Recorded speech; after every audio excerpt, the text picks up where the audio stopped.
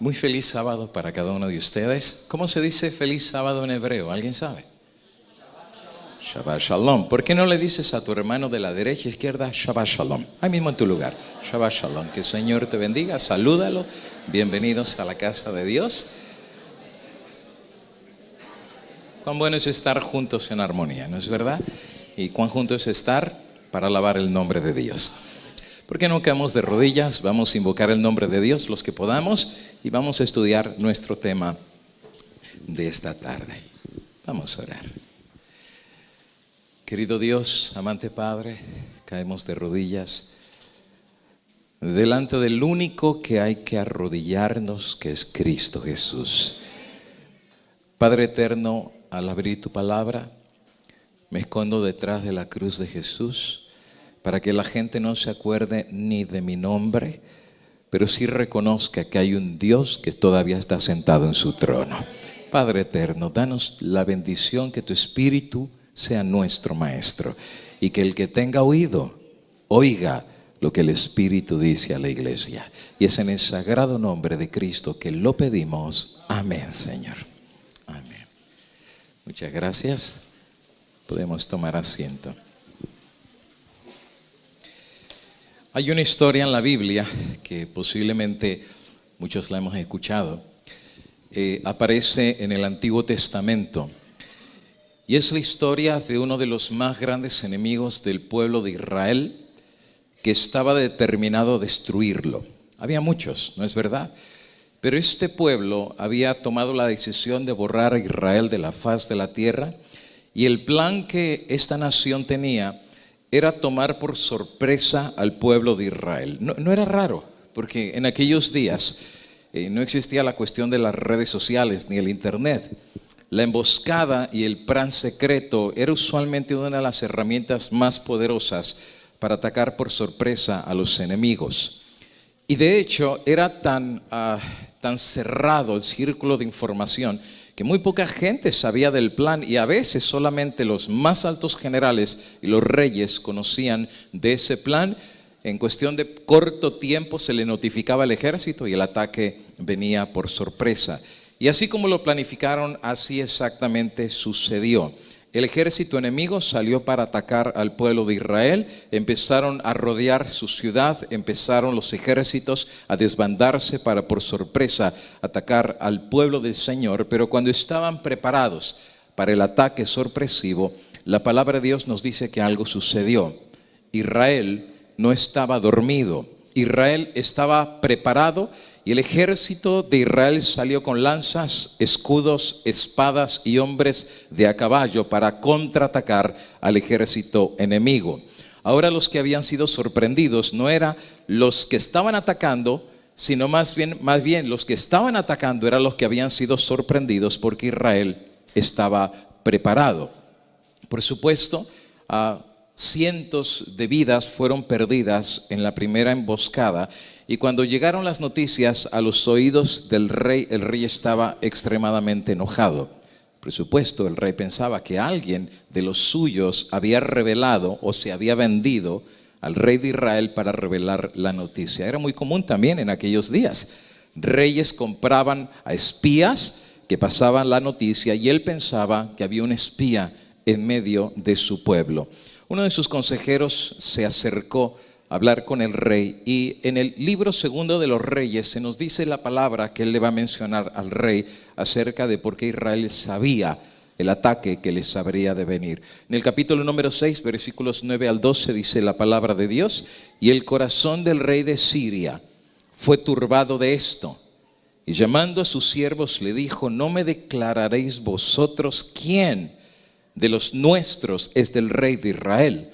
Entonces uno de sus siervos le dijo: no, señor mío, todos ellos eran leales al rey de Siria, pero el pueblo de Israel tenía un arma secreta.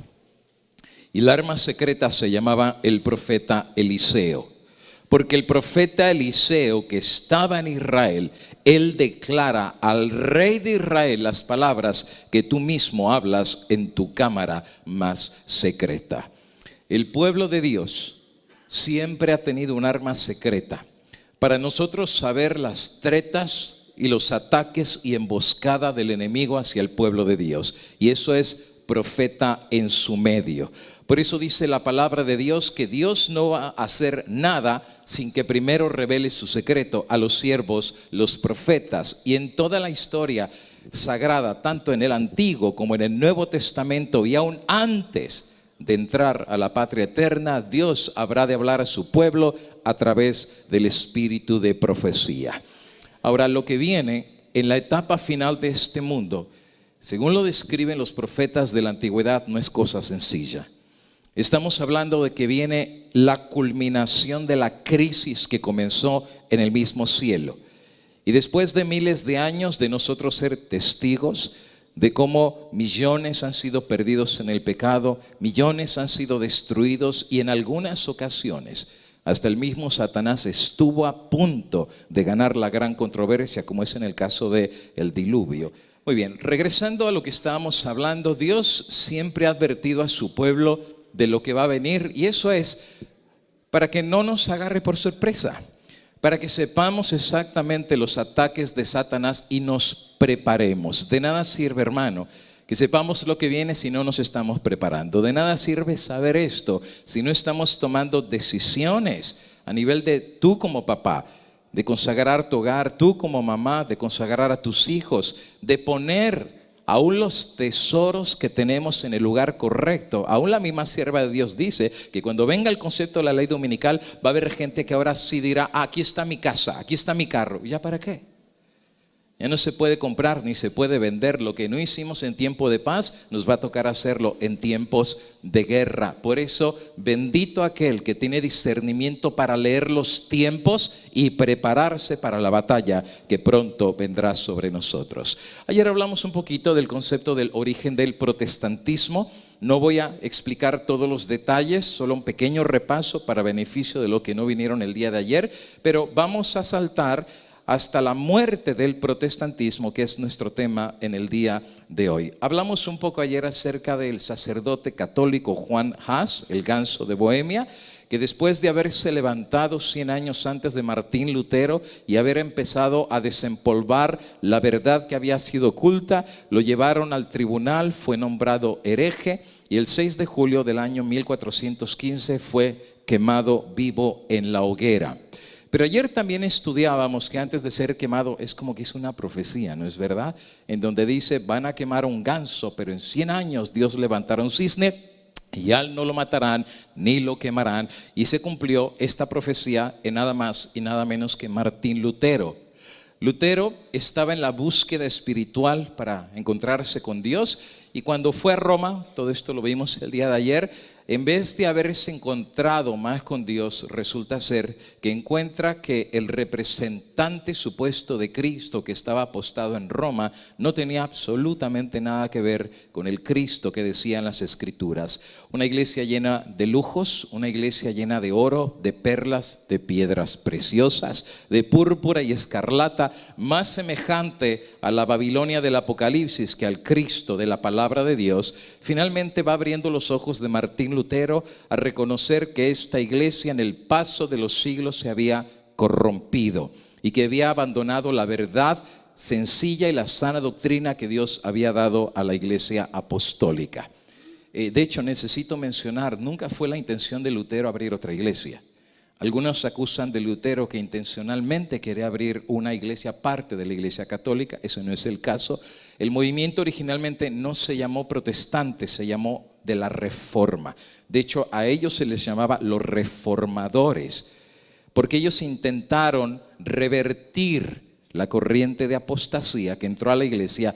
Pero cuando llegó el momento que se dieron cuenta que era imposible, que la iglesia no iba a cambiar, entonces comenzaron a protestar y nacieron los protestantes y decidieron separarse de la iglesia católica. Ahora, para que lo entendamos nosotros, no es tan fácil cambiar el rumbo de una iglesia. Cuando una iglesia ha seguido un patrón de conducta por siglos y siglos. Te pongo un ejemplo. ¿Debemos celebrar la Navidad, sí o no? ¿Debemos poner el arbolito, sí o no? Las esferas de Tamuz. Pero tú sabes que hoy en día hay iglesias adventistas que tienen el árbol, tienen las esferas, tienen el nacimiento. y saben que lo han practicado ya por 10 años, 20 años, 30 años, el día que tú te pongas a decirle a esos hermanos que eso está mal, de fanático no te van a bajar. De exagerado no te van a... ¿Por qué? Porque ya la iglesia tiene un patrón de conducta que ya es difícil romperlo. Se celebra el Día de la Madre, se celebra el Día del Padre, se celebra el Día del Pastor, y el día de mañana vamos a celebrar el Día de los Chiles Rellenos. Ya no sé qué se va a celebrar, pero va a llegar un momento en que tradiciones van entrando a la iglesia, que son no tradiciones de la palabra de Dios, no es el mandamiento de allá, es la tradición del hombre, y tanto la iglesia se acostumbra que después es difícil romper el patrón de conducta. Pues ahora imagínate, más de 100 doctrinas y tradiciones que no estaban en la Biblia entraron en el paso de los siglos en el seno de la Iglesia Católica. Lutero y los reformadores querían un cambio radical de la esencia, que la iglesia se bajara de las tradiciones y regresara a la sana doctrina, pero eso iba a ser imposible. Una vez que ya una iglesia sigue un camino y un patrón de conducta, por eso la iglesia adventista está en riesgo, porque hay ciertas tradiciones que están entrando a la iglesia, y si la iglesia no cambia su conducta, el tren se va a estrellar. Y es lo que está pasando con la ordenación de la mujer, ¿no es verdad? Comenzaron ordenando diaconisas, después ancianas, después pastoras, y ya no pueden revertirlo. ¿Por qué? Porque abrieron una puerta que ya no pueden cerrar. Es muy complicado. Por eso, ojalá que a sostén propio Dios nos ayude a no establecer tradiciones de hombres, que vivamos de la santa palabra del Señor. Bueno, resulta ser de que finalmente viene el Papa para construir la Basílica de San Pedro, manda al sacerdote católico Juan Tetzel en 1514, y viene el concepto de la crisis de las indulgencias. Ayer explicamos que el concepto realmente que origina, provoca y hace que nazcan los protestantes es este. Es el concepto de las indulgencias. ¿Con qué tiene que ver las indulgencias? Bueno, tiene que ver con salvación. Tiene que ver cómo tú te salvas. Ahora, Cristo pagó el precio, ¿no es verdad? Y dice Pedro que fuimos comprados no con oro, no con plata, sino con la preciosa, maravillosa sangre de Cristo Jesús. Y no es por obras para que nadie se gloríe, ni tampoco por dinero, ni por venir el sábado a la iglesia, ni por dar muchos diezmos, ni traer corbata, ni ponerte el perfume de los 7 machos. Aquí no se trata, amigo, ahora no me quiero meter a pisar callos, pero hay ideas que a veces tenemos que no son correctas, porque a veces cuando hacemos una junta directiva, ¿a quién ponemos en la junta? No es el que llega temprano, el que siempre da los diezmos, y si no da los diezmos no puede ser parte de una directiva. O sea, ¿cuál es la calificación? ¿Por obras? No por obras para que nadie se gloríe. En los días de los apóstoles la calificación es que estuvieran llenos del Espíritu Santo. Esa era la calificación. No cuánto dinero tenían, no cuánto podían aportar, no cuántas obras podían hacer, cuán llenos estaban del Espíritu Santo. Por eso Simón el mago no recibió el Espíritu Santo, porque su corazón no era recto delante de Dios. Ahora viene el concepto de la iglesia, en donde dice: te podemos dar la dispensación de la salvación, pero la puedes ganar con dinero. Lutero está completamente en contra de eso. Lutero dice: no es por obras, es por fe. Por eso la reforma protestante llevó 3 premisas. Número 1, sola fe, sola escritura y sola gracia. El hombre se salva por la gracia de Dios cuando lo creemos de todo corazón. El ser humano, a los pies de la cruz todos somos iguales. No hay alguien más arriba, no hay alguien más abajo. A los pies de la cruz todos somos pecadores, y el único que merece alabanza es Cristo Jesús. No es dinero, no es título, no es reputación. Nosotros no tenemos reputación. Nos escondemos en el manto de la justicia de Cristo, que nos perdona por fuera y que nos limpia por dentro y nos hace idóneos para el reino de los cielos. Finalmente, el Papa habrá de tomar la decisión el 3 de enero de 1521 bajo la bula Romanum Pontificem, o sea, el Papa romano, que Martín Lutero habrá de ser desfraternizado. Bueno, hoy en día decimos desfraternizado, pero en aquellos días se llamaba excomunicación.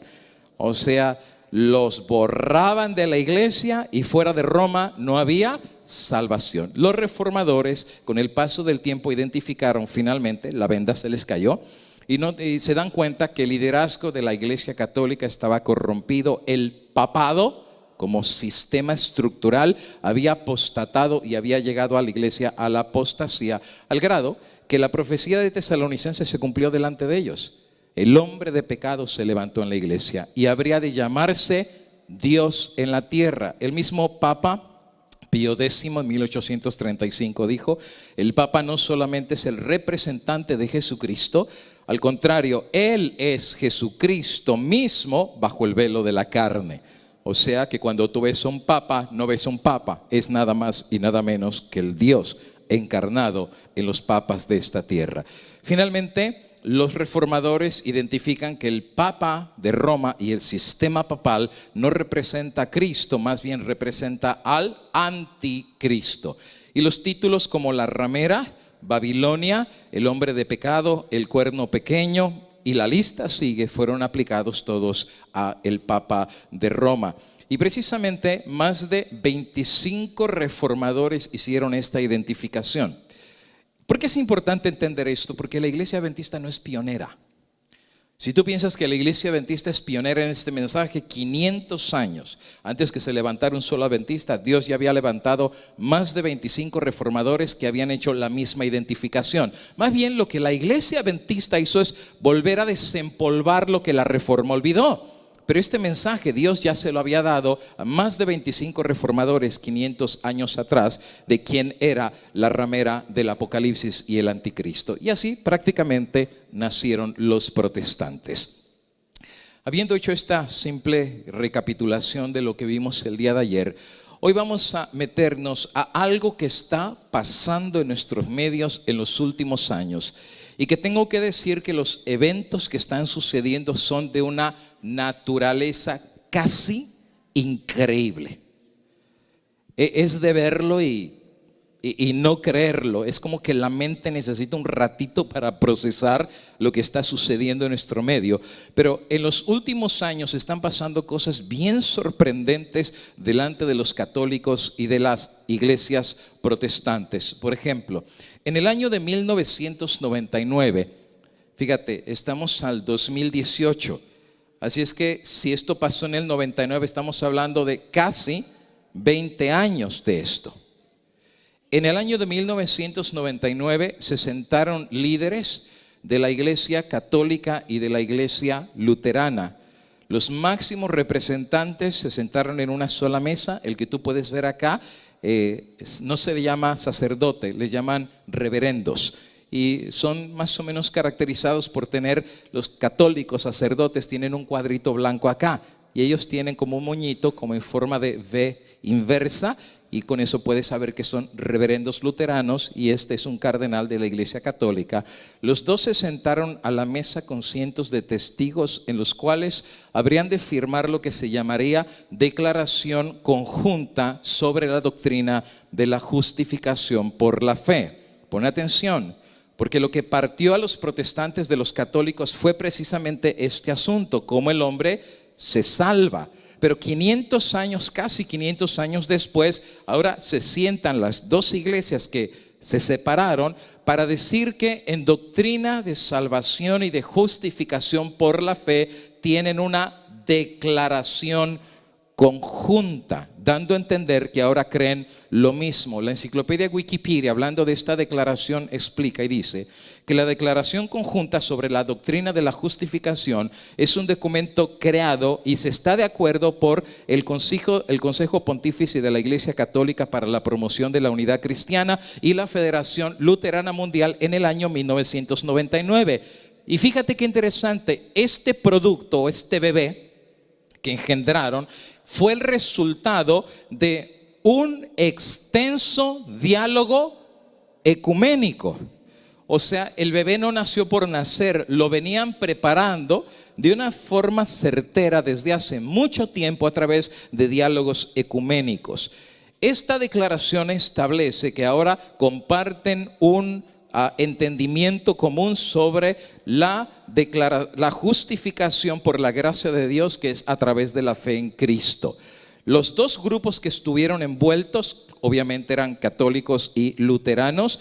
simplemente resolvía en este diálogo un asunto de conflicto de casi 500 años sobre la naturaleza de la justificación, que fue la raíz de la Reforma Protestante. La Iglesia Metodista Mundial, en su concilio, adoptó la misma declaración que hicieron católicos y luteranos el 18 de julio del año 2006. Quiere decir que casi 7 años después que luteranos y católicos dijeron ya creemos lo mismo sobre justificación por la fe, los metodistas dijeron pues nosotros también creemos lo mismo y firmaron el mismo papel. Las comuniones de iglesias reformadas, que representan más de 80 millones de miembros, congregacionalistas, presbiterianos, reformados, unidos y valdenses, increíble, ¿eh? ¿Tú sabes lo que le pasó a los valdenses? Pues ahora los valdenses se pusieron a firmar el mismo documento, siendo que su pueblo entero fue martirizado y destruido. 500 años después se ponen a firmar el mismo documento con los líderes de la Iglesia Católica. Y esta declaración llegó a ser adoptada por muchísimas iglesias finalmente en el año 2017. Obviamente alguien cambió. Alguien tuvo que haber cambiado, porque ahora dice la Biblia, andarán dos juntos si no estuvieran de acuerdo. Y para andar de acuerdo tienen que creer lo mismo. Ya por eso caminan juntos. Pero ¿por qué caminan juntos? Alguien tuvo que haber cambiado. La pregunta es, ¿quién cambió? ¿Habrá cambiado la iglesia luterana o habrá cambiado la iglesia católica? Alguien tuvo que haber cedido terreno, alguien tuvo que haber dicho, o a lo mejor nos encontramos en el punto central para hacer una declaración en conjunto. Lo que provocó la Reforma Protestante de Lutero fue nada más y nada menos que el concepto de las indulgencias y la salvación. No perdamos esto de foco, esto es muy importante de entender. Si no lo entendemos, nos va a dar lo mismo que estén firmando papeles o no, porque no entendemos la raíz de la Reforma Protestante.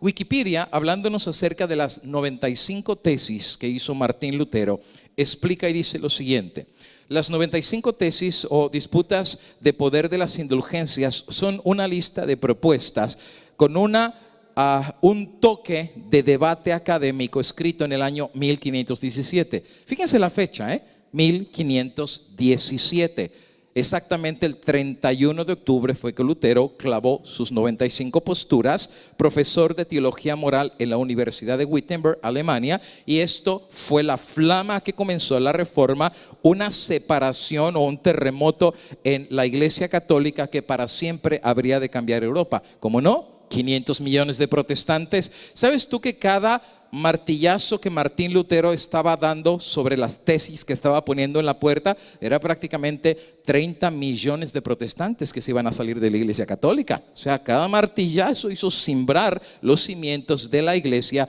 y precisamente tenía que ver con la cuestión de las indulgencias. Cuando el Concilio de Trento se reunió, ayer hablamos un poquito acerca de esto, ellos trataron de ver cuál iba a ser la posición de la Iglesia Católica sobre las indulgencias en respuesta a las tesis de Martín Lutero. Y mira cuál fue la respuesta oficial del Concilio de Trento acerca de las indulgencias, y dice así: habiendo Jesucristo concedido a su iglesia la potestad de conceder indulgencias, y usando la iglesia de esta facultad que Dios le ha concedido, aún desde tiempos más remotos, enseña y manda el sacrosanto concilio que el uso de las indulgencias es sumamente provechoso al pueblo cristiano y aprobado por la autoridad de los sagrados concilios, debe conservarse en la iglesia. O sea, lo que están diciendo nos da lo mismo lo que dijo Martín Lutero. Él puede poner 1000 tesis, pero la iglesia, Dios le dio las indulgencias y la iglesia las va a seguir usando. Las indulgencias llegaron para quedarse, no se van a ir. Y fulmina anatema, ¿sabes qué es anatema, verdad? Maldito fulminantemente el que no crea, uno, que la iglesia puede dar indulgencias, y número dos, que las indulgencias pueden ser dispensadas por la iglesia, y que afirman ser inútiles o niegan que la iglesia tenga poder para concederlas. No obstante, desea que se proceda con moderación. Obviamente porque las estaban vendiendo por dinero y la gente las estaba comprando como pan caliente. Entonces dice, pues más bien los que venden las indulgencias procedan con moderación, según la antigua y aprovechada costumbre de la iglesia, que por la suma facilidad de concederlas no decaigan disciplina eclesiástica, y anhelando que se enmienden y corrijan los abusos. Fíjate, no es eliminarlas, solo los abusos que se habían hecho de vender las indulgencias, por cuyo motivo blasfeman los herejes. Esa es una pedrada a Martín Lutero. Blasfema a los herejes de este glorioso nombre de las indulgencias. Así es que el Concilio de Trento reafirma el concepto de las indulgencias y anatemiza a los que no crean así. El resultado es que todo aquel que no va a creer en las indulgencias va a cambiar su posición de la salvación. No es por dinero, no es por obras, es solamente por la gracia de Dios, y eso hizo una gran separación entre protestantes y católicos. Bueno, siendo que las indulgencias fue el punto pivotal para la separación de estos dos grupos religiosos, la pregunta es, ¿qué son las indulgencias? Saben que mucha gente habla acerca de esto, pero ni entiende de qué se trata el tema, ni entiende de qué se tratan las indulgencias, que eso fue la base y la raíz de esta confrontación. El Catecismo de la Iglesia Católica nos da una pequeña explicación acerca de qué son las indulgencias. Y mira lo que dice el Catecismo, página 1471. De acuerdo con el Catecismo de la Iglesia Católica, el cual toma esta definición del Código de Derecho Canónico de la Iglesia, estamos hablando de la más alta autoridad de la Iglesia Católica, dice: la indulgencia es la remisión ante Dios de la pena temporal por los pecados ya perdonados en cuanto a la culpa que un fiel y dispuesto, cumpliendo determinadas condiciones, consigue por mediación de la Iglesia, la cual, como administradora de la redención, distribuye y aplica con autoridad el tesoro de las satisfacciones de Cristo y de los santos. ¿Qué dijo? ¿Qué dijo? Pues hay que volverlo a leer porque está medio complicada la definición de las indulgencias. A ver, la indulgencia es la remisión ante Dios. ¿Y qué es lo que se remite? La pena temporal. ¿Qué es eso de la pena temporal? ¿Es el pecado la pena temporal? Bueno, la enciclopedia CatholicNet, ampliando un poquito más acerca del concepto de las penas temporales y las indulgencias, dice: según la doctrina, el pecado, fíjate, es que tienes que entender cómo piensa la Iglesia Católica. Según la mentalidad de la Iglesia Católica, cuando una persona peca, el pecado trae una doble consecuencia. Uno se llama la pena eterna, o sea, te vas al lago de fuego o al infierno y estás perdido para siempre. Pero la otra se llama la pena temporal. Así es que hay dos penas que el pecado puede traer. Una es la eterna y la otra es la pena temporal. ¿Qué es la pena eterna? Bueno, es la privación de la comunión con Dios. El pecado hace separación del pecador con Dios. Todo el que peca está separado de Dios. Y si muere en pecado, puede tener un castigo eterno. La paga del pecado es la muerte. El que peca mortalmente, ¿has escuchado que la iglesia tiene pecados mortales? ¿No es verdad? Si tú eres mexicano, tú sabes que en México hay una tradición que se llama la tradición de las piñatas. ¿Has visto que hay piñatas y la gente hace decoraciones y les pega y después salen dulces y frutas y esa clase de cosas? Bueno, hoy en día hacen piñatas de cualquier cosa, pero originalmente las piñatas no eran así en México. ¿Cómo eran las piñatas originalmente? ¿Alguien se acuerda? Eran de barro. ¿Y de qué las llenaban? De dulces, de cañas, de naranjas, de toda clase de fruta, ¿no es verdad? Y entonces las decoraban y le ponían picos a la piñata. ¿Cuántos picos tenía? Tenía 7 picos. ¿Y alguien sabe por qué 7 picos? Porque eran los 7 pecados capitales. ¿No es interesante? Por eso les daban un palo y tenían que golpear la piñata, que era un símbolo de golpear el pecado. Y si lograbas destruir los 7 pecados capitales, la recompensa era fruta o una recompensa de dulces que caían de la piñata. Hoy en día es diferente, pero la idea era el vencer los pecados capitales, o que también se llaman pecados mortales. Por eso dice ahí: el que peca mortalmente pierde la amistad con Dios, privándose, si no se arrepiente y acude al sacramento de la penitencia. ¿Ves por qué es tan importante tener un sacerdote? En la mentalidad católica, si tú no tienes un sacerdote que te dispense el sacramento de la penitencia y del perdón, estás perdido por pena eterna. O sea, no hay forma de que se te perdone el pecado. ¿Por qué? Porque no hay un sacerdote que diga vos salvo y que te perdone los pecados, y puedes morir en pecado mortal. Y al morir en pecado mortal recibes pena eterna. Ahora, Aunque el perdón del pecado por el sacramento de la penitencia entraña la remisión de la pena eterna, o sea, cuando tú finalmente te arrepientes, vino el Espíritu Santo, vas y te confiesas y el sacerdote dice 3 Aves Marías, 2 Padres Nuestros y ya te perdonó los pecados, quiere decir que ya te amistaste con Dios. Pero ahí no terminó todo.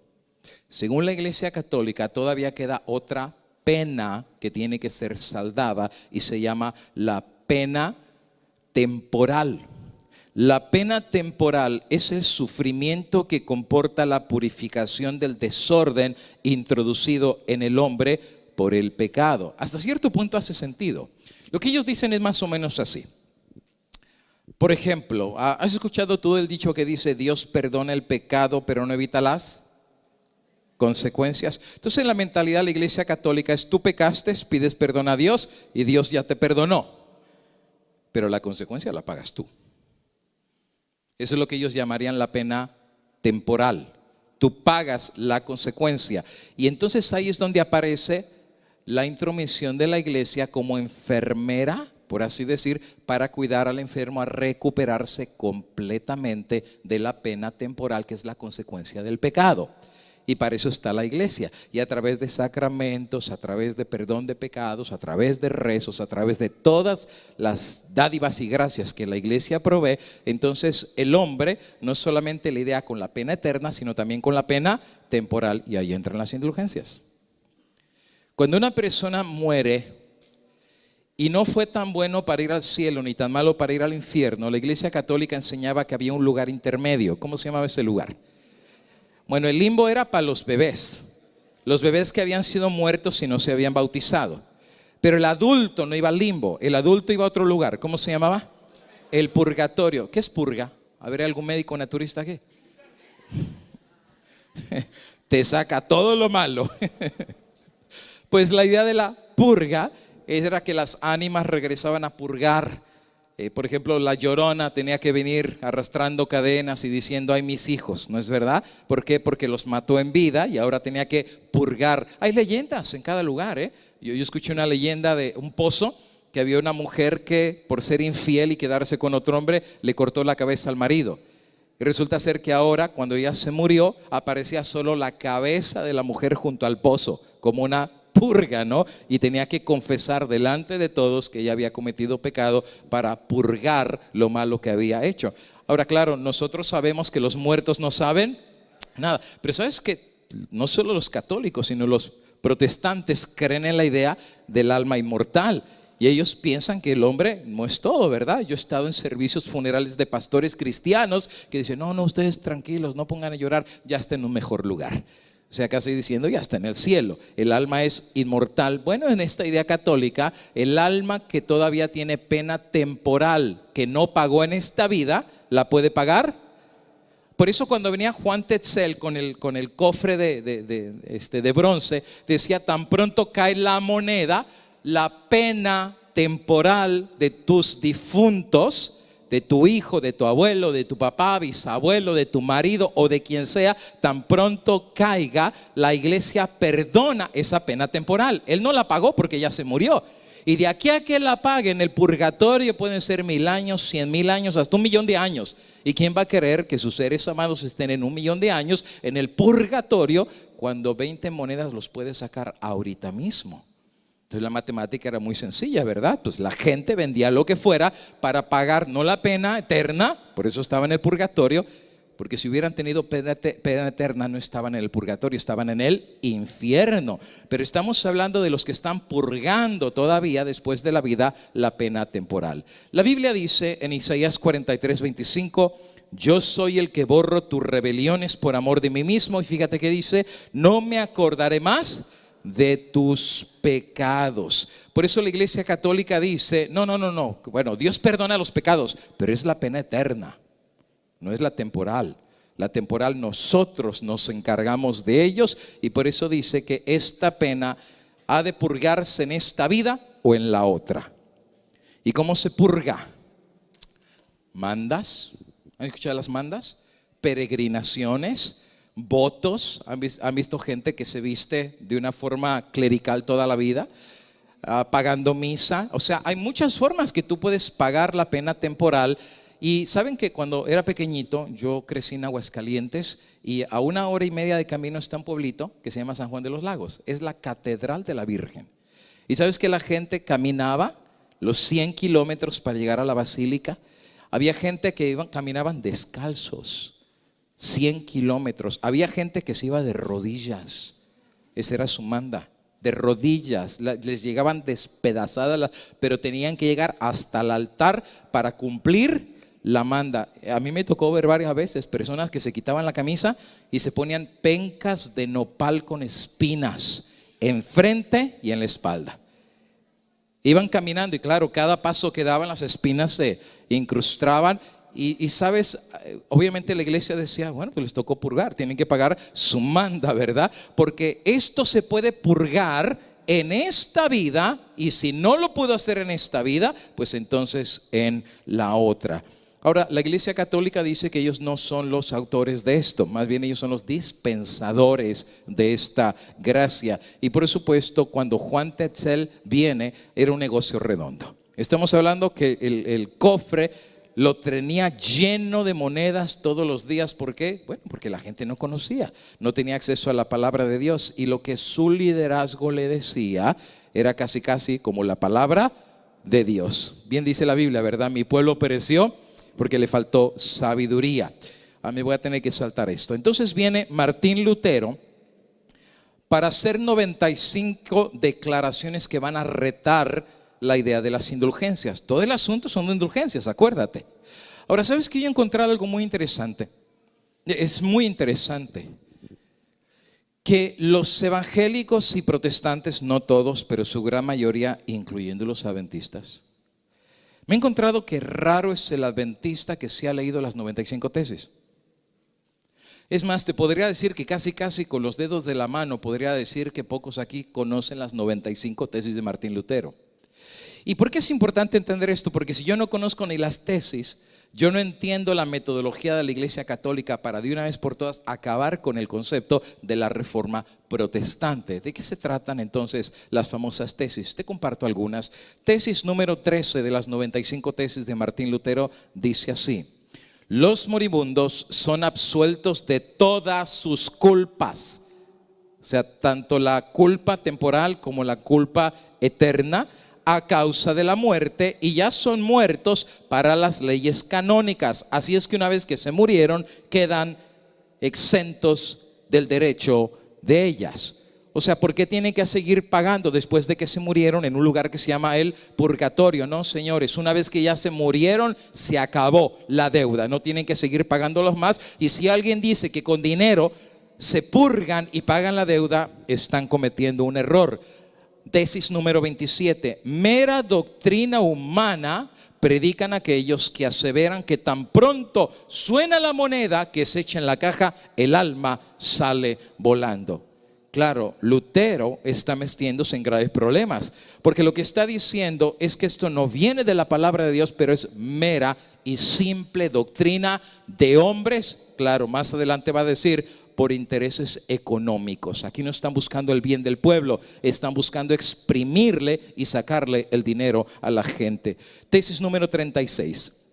Cualquier cristiano verdaderamente arrepentido tiene derecho a la remisión plenaria de pena y de culpa, aún sin carta de indulgencias. O sea, lo que está diciendo es, tan pronto tú te arrepientes de corazón delante de Dios y caes de rodillas y confiesas tus pecados, tú no tienes la necesidad de ninguna indulgencia. Claro, les está echando al negocio por el suelo. Porque si ahora la gente se puede arrepentir, ¿quién necesita a un sacerdote Juan Tetzel para que le venda las indulgencias? Mejor yo, de a gratis, me pongo de rodillas y me confieso con Dios, y Dios me perdona toda clase de culpa. Tesis 43. Hay que instruir a los cristianos que aquel que socorre al pobre o ayuda al indigente realiza una obra mayor que aún si comprar indulgencias.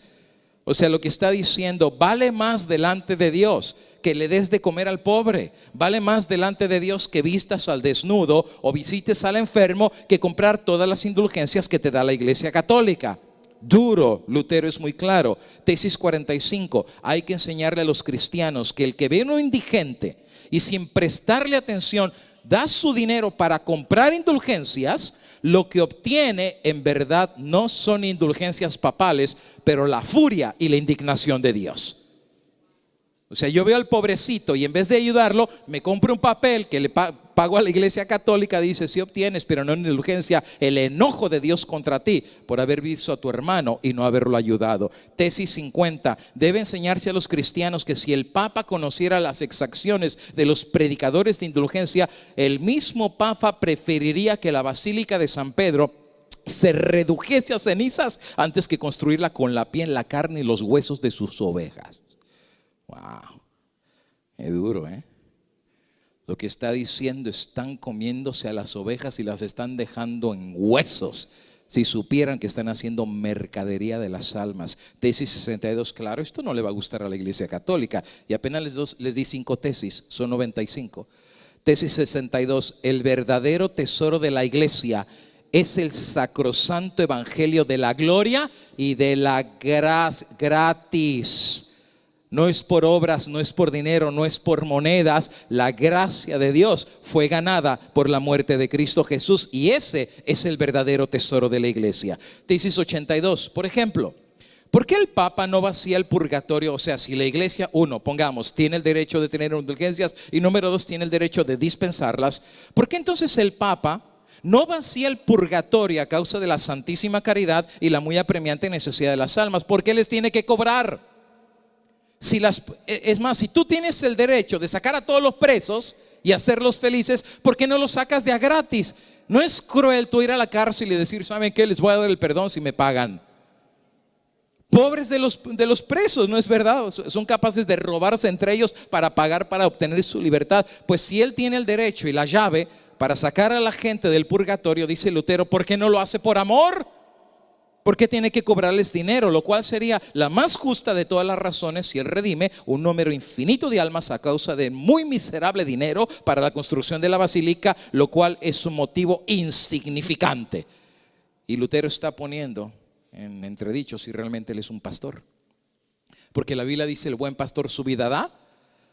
No les saca el dinero, no les come la carne, los deja en huesos y les pide dinero para sacarlos del dolor y del sufrimiento. Tesis 86, del mismo modo, ¿por qué el Papa, cuya fortuna es más abundante que de los más opulentos ricos, y eso fue hace 500 años, saquen cuentas, no construye tan solo una basílica de San Pedro de su propio dinero en lugar de hacerlo con el de los pobres creyentes? Wow.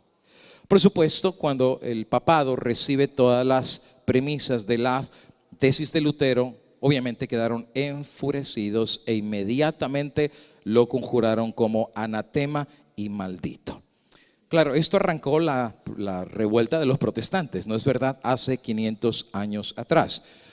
Supuestamente en 1999 luteranos y católicos ya creen lo mismo sobre justificación por la fe. ¿Ha cambiado la Iglesia Católica su postura de la salvación en base a las propuestas de Lutero? Porque las tesis siguen ahí, ¿eh? Las tesis no han cambiado. Son las mismas propuestas que Martín Lutero clavó 500 años atrás. La pregunta es si la Iglesia las recibió, modificó su conducta acerca de las tesis o qué es lo que sucedió. Si te metes a la página del Vaticano, en la página del Vaticano tienen un artículo sobre la declaración conjunta sobre la doctrina de la justificación. Hablando de lo que firmaron en 1999, esto es lo que la Iglesia Católica puso de forma oficial en su website y dice así: la doctrina de la justificación tuvo una importancia capital para la reforma luterana del siglo XVI. De hecho, sería el artículo primero y principal y a la vez rector y juez de las demás doctrinas cristianas. Fíjate, son muy inteligentes los eruditos católicos, son muy, muy inteligentes. Ellos dicen, a ver, ya hubo un pleito aquí y uno se fue por un lado, se rompió una taza, cada quien para su casa, los luteranos se fueron, los católicos se quedaron y a partir de los luteranos un montón de iglesias y todos se fueron. Ok, por ejemplo, vinieron los adventistas, pero pues ellos vinieron mucho después, vinieron los metodistas, vinieron después, o sea, la primera que se fue la luterana.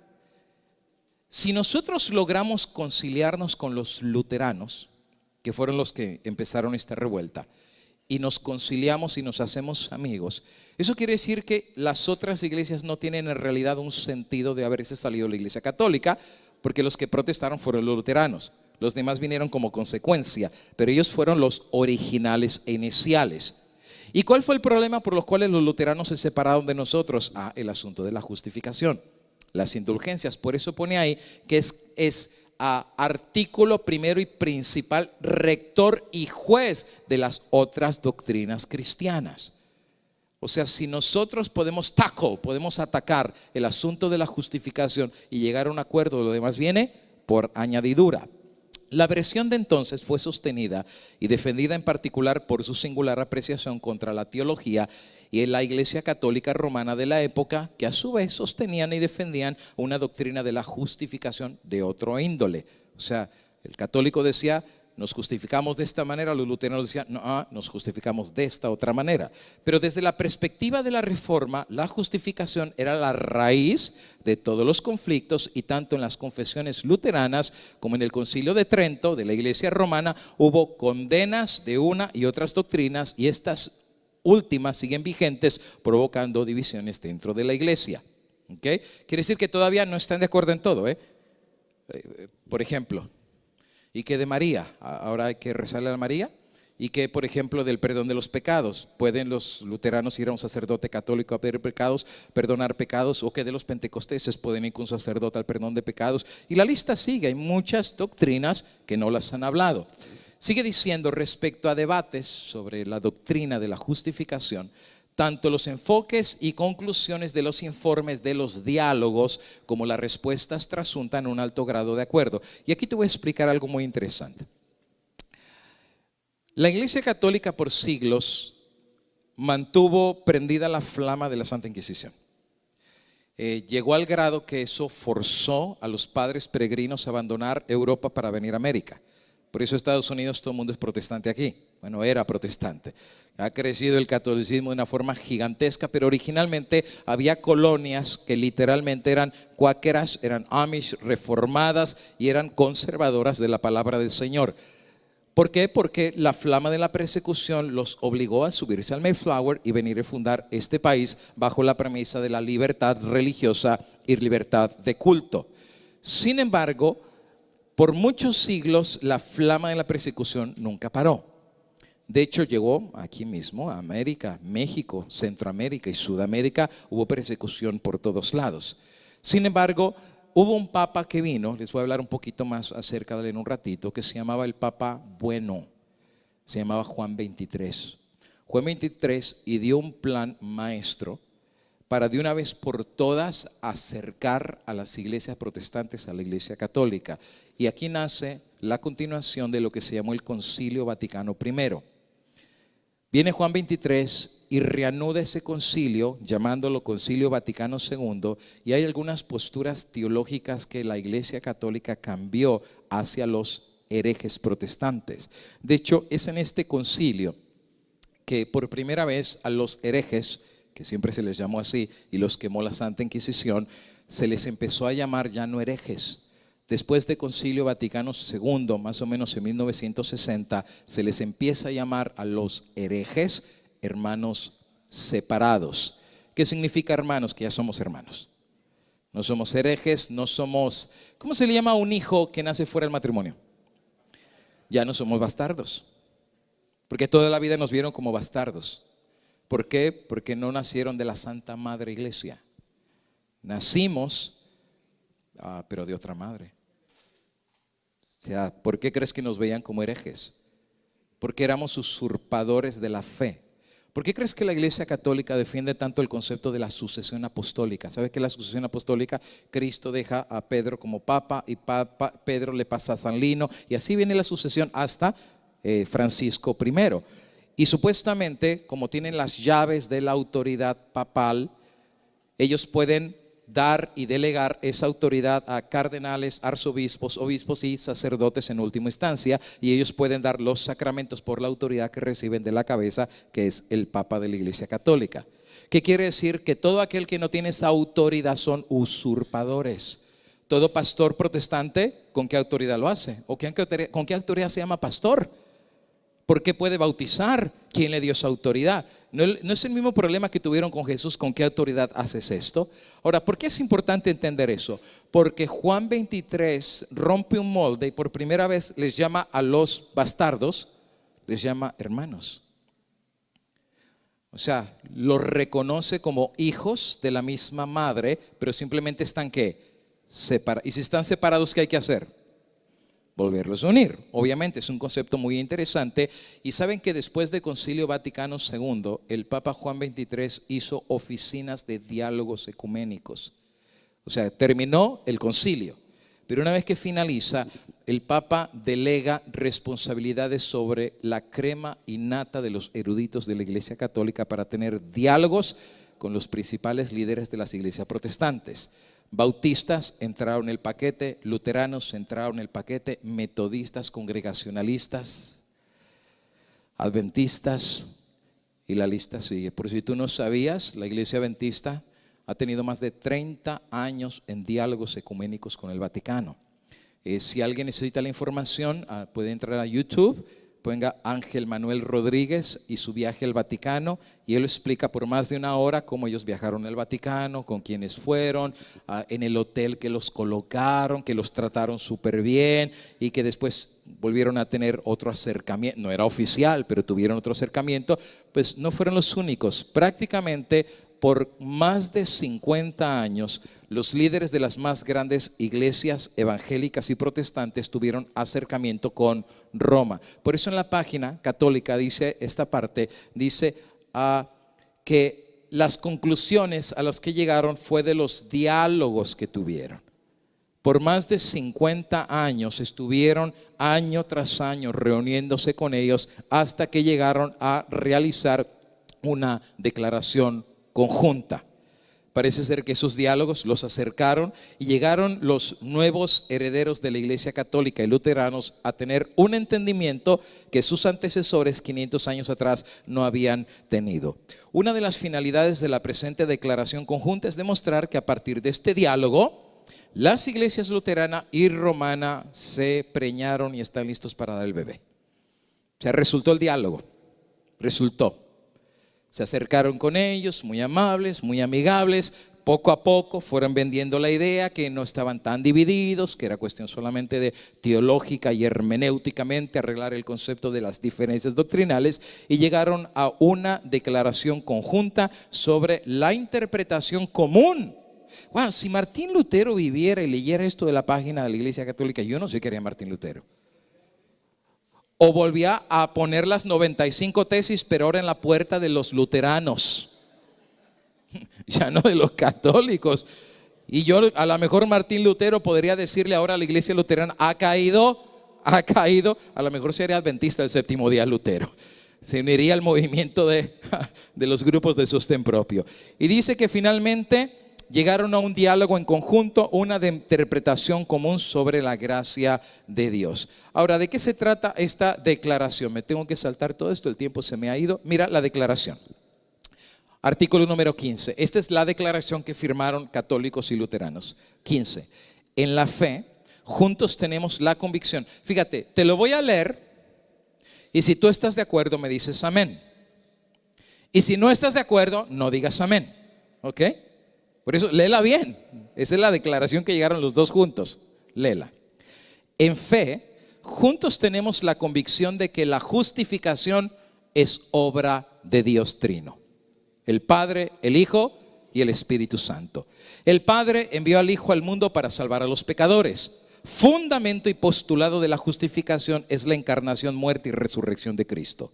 Por lo tanto, la justificación significa que Cristo es justicia nuestra, en la cual compartimos esa justicia por medio del Espíritu Santo, conforme a la voluntad del Padre. Juntos confesamos: solo por gracia mediante la fe en Cristo y su obra salvífica, y no por algún mérito nuestro, somos aceptados por Dios y recibimos el Espíritu Santo que renueva nuestros corazones y nos capacita a las buenas obras. ¿Decimos amén, sí o no? Amén. ¿Está bueno, no? Eso fue lo que firmaron ellos. Suena bien bonito, ¿no? Así cualquiera la puede firmar. La pregunta es, entonces, si ahora somos salvos por la gracia y no por obras, aquí está, mira, no por algún mérito nuestro, somos aceptados por Dios. Entonces la pregunta que tengo es, si ahora somos salvos por la gracia de Dios y no por mérito, ¿son necesarias todavía las indulgencias? La lógica dice que no, porque ya no es por obras, es por gracia. Y Pablo dice que si te quieres salvar por obras, entonces de la gracia caemos. Ya no tiene ningún sentido la gracia, porque la estás comprando con lo que estás haciendo, ¿no es verdad? Ahora, si ya somos salvos por gracia, según esta declaración, ¿son necesarias las indulgencias, sí o no? Bueno, depende a quién le preguntes. Porque si tú te metes a la página de la Iglesia Católica dado el 29 de enero del 2000, ¿cuándo firmaron el papel? 1999. Este documento lo hicieron un año después de firmar este papel. ¿Y de qué depende o qué es lo que dice este papel? Fíjate, lo hace el cardenal William, ¿cómo se pronuncia esto? Wakefield. Uno de los más grandes cardenales de la Iglesia Católica, y él habla acerca de las indulgencias, que es lo que dice el don de la indulgencia. Todo este documento lo tengo para el que lo quiera, y lo que están diciendo es que la indulgencia todavía sigue. Todavía. Entonces la pregunta mía es, ¿qué firmaron con los luteranos? Porque si todavía ellos siguen haciendo el postulado que la indulgencia, y de hecho dice el artículo 3, para lucrar las indulgencias, tanto plenarias como parciales, todavía siguen teniendo indulgencias plenarias y parciales, es preciso que antes de cumplir las últimas exigencias de la obra, todavía le siguen poniendo penitencias para que tengan las indulgencias. Entonces, ¿de qué sirvió sentarse con ellos y decir que somos salvos por la gracia, pero todavía están dispensando las indulgencias? Les vendieron gato por liebre. Por supuesto. Ahora, lo pueden ver ustedes más adelante, pero todavía ellos dicen que las obras de piedad o religión, obras de misericordia, obras son necesarias para obtener las indulgencias plenarias para pagar la pena temporal. Es interesante, y fue firmado precisamente el 29 de enero del año 2000. Eso fue prácticamente una bofetada en la cara de los luteranos. Y si los engañamos y no nos importa, seguimos creyendo lo mismo. Y no es lo que decía el Espíritu Profecía. La iglesia le pone una cara de disfraz al mundo, pero no ha cambiado, sigue siendo exactamente. Y los protestantes se inclinan a creer lo que la iglesia les está diciendo. Los ha engañado. Los ha engañado, así como aquellos que se vistieron como posilga y ropas viejas y pan mohoso y fueron con Josué. Tú conoces la historia, ¿no es verdad? Y dijeron, venimos de lejos y mira, somos humildes y sencillos. Y Josué hizo pacto con ellos y después le dice Dios, te engañaron, no vienen de lejos, viven aquí en la esquina. Te mintieron. Pero si ellos hubieran consultado a Dios y Josué hubiera pedido la voluntad de Dios, le hubiera dicho, te están engañando, no hagas alianza con ellos. Pues ellos hicieron alianza ahora con la Iglesia Católica y no hay vuelta atrás. Ahora tú puedes meterte, esta es la página del Vaticano. Ahí está toda la página, va a salir grabado en el tema. Tú lo puedes ver para que veas la información de primera mano.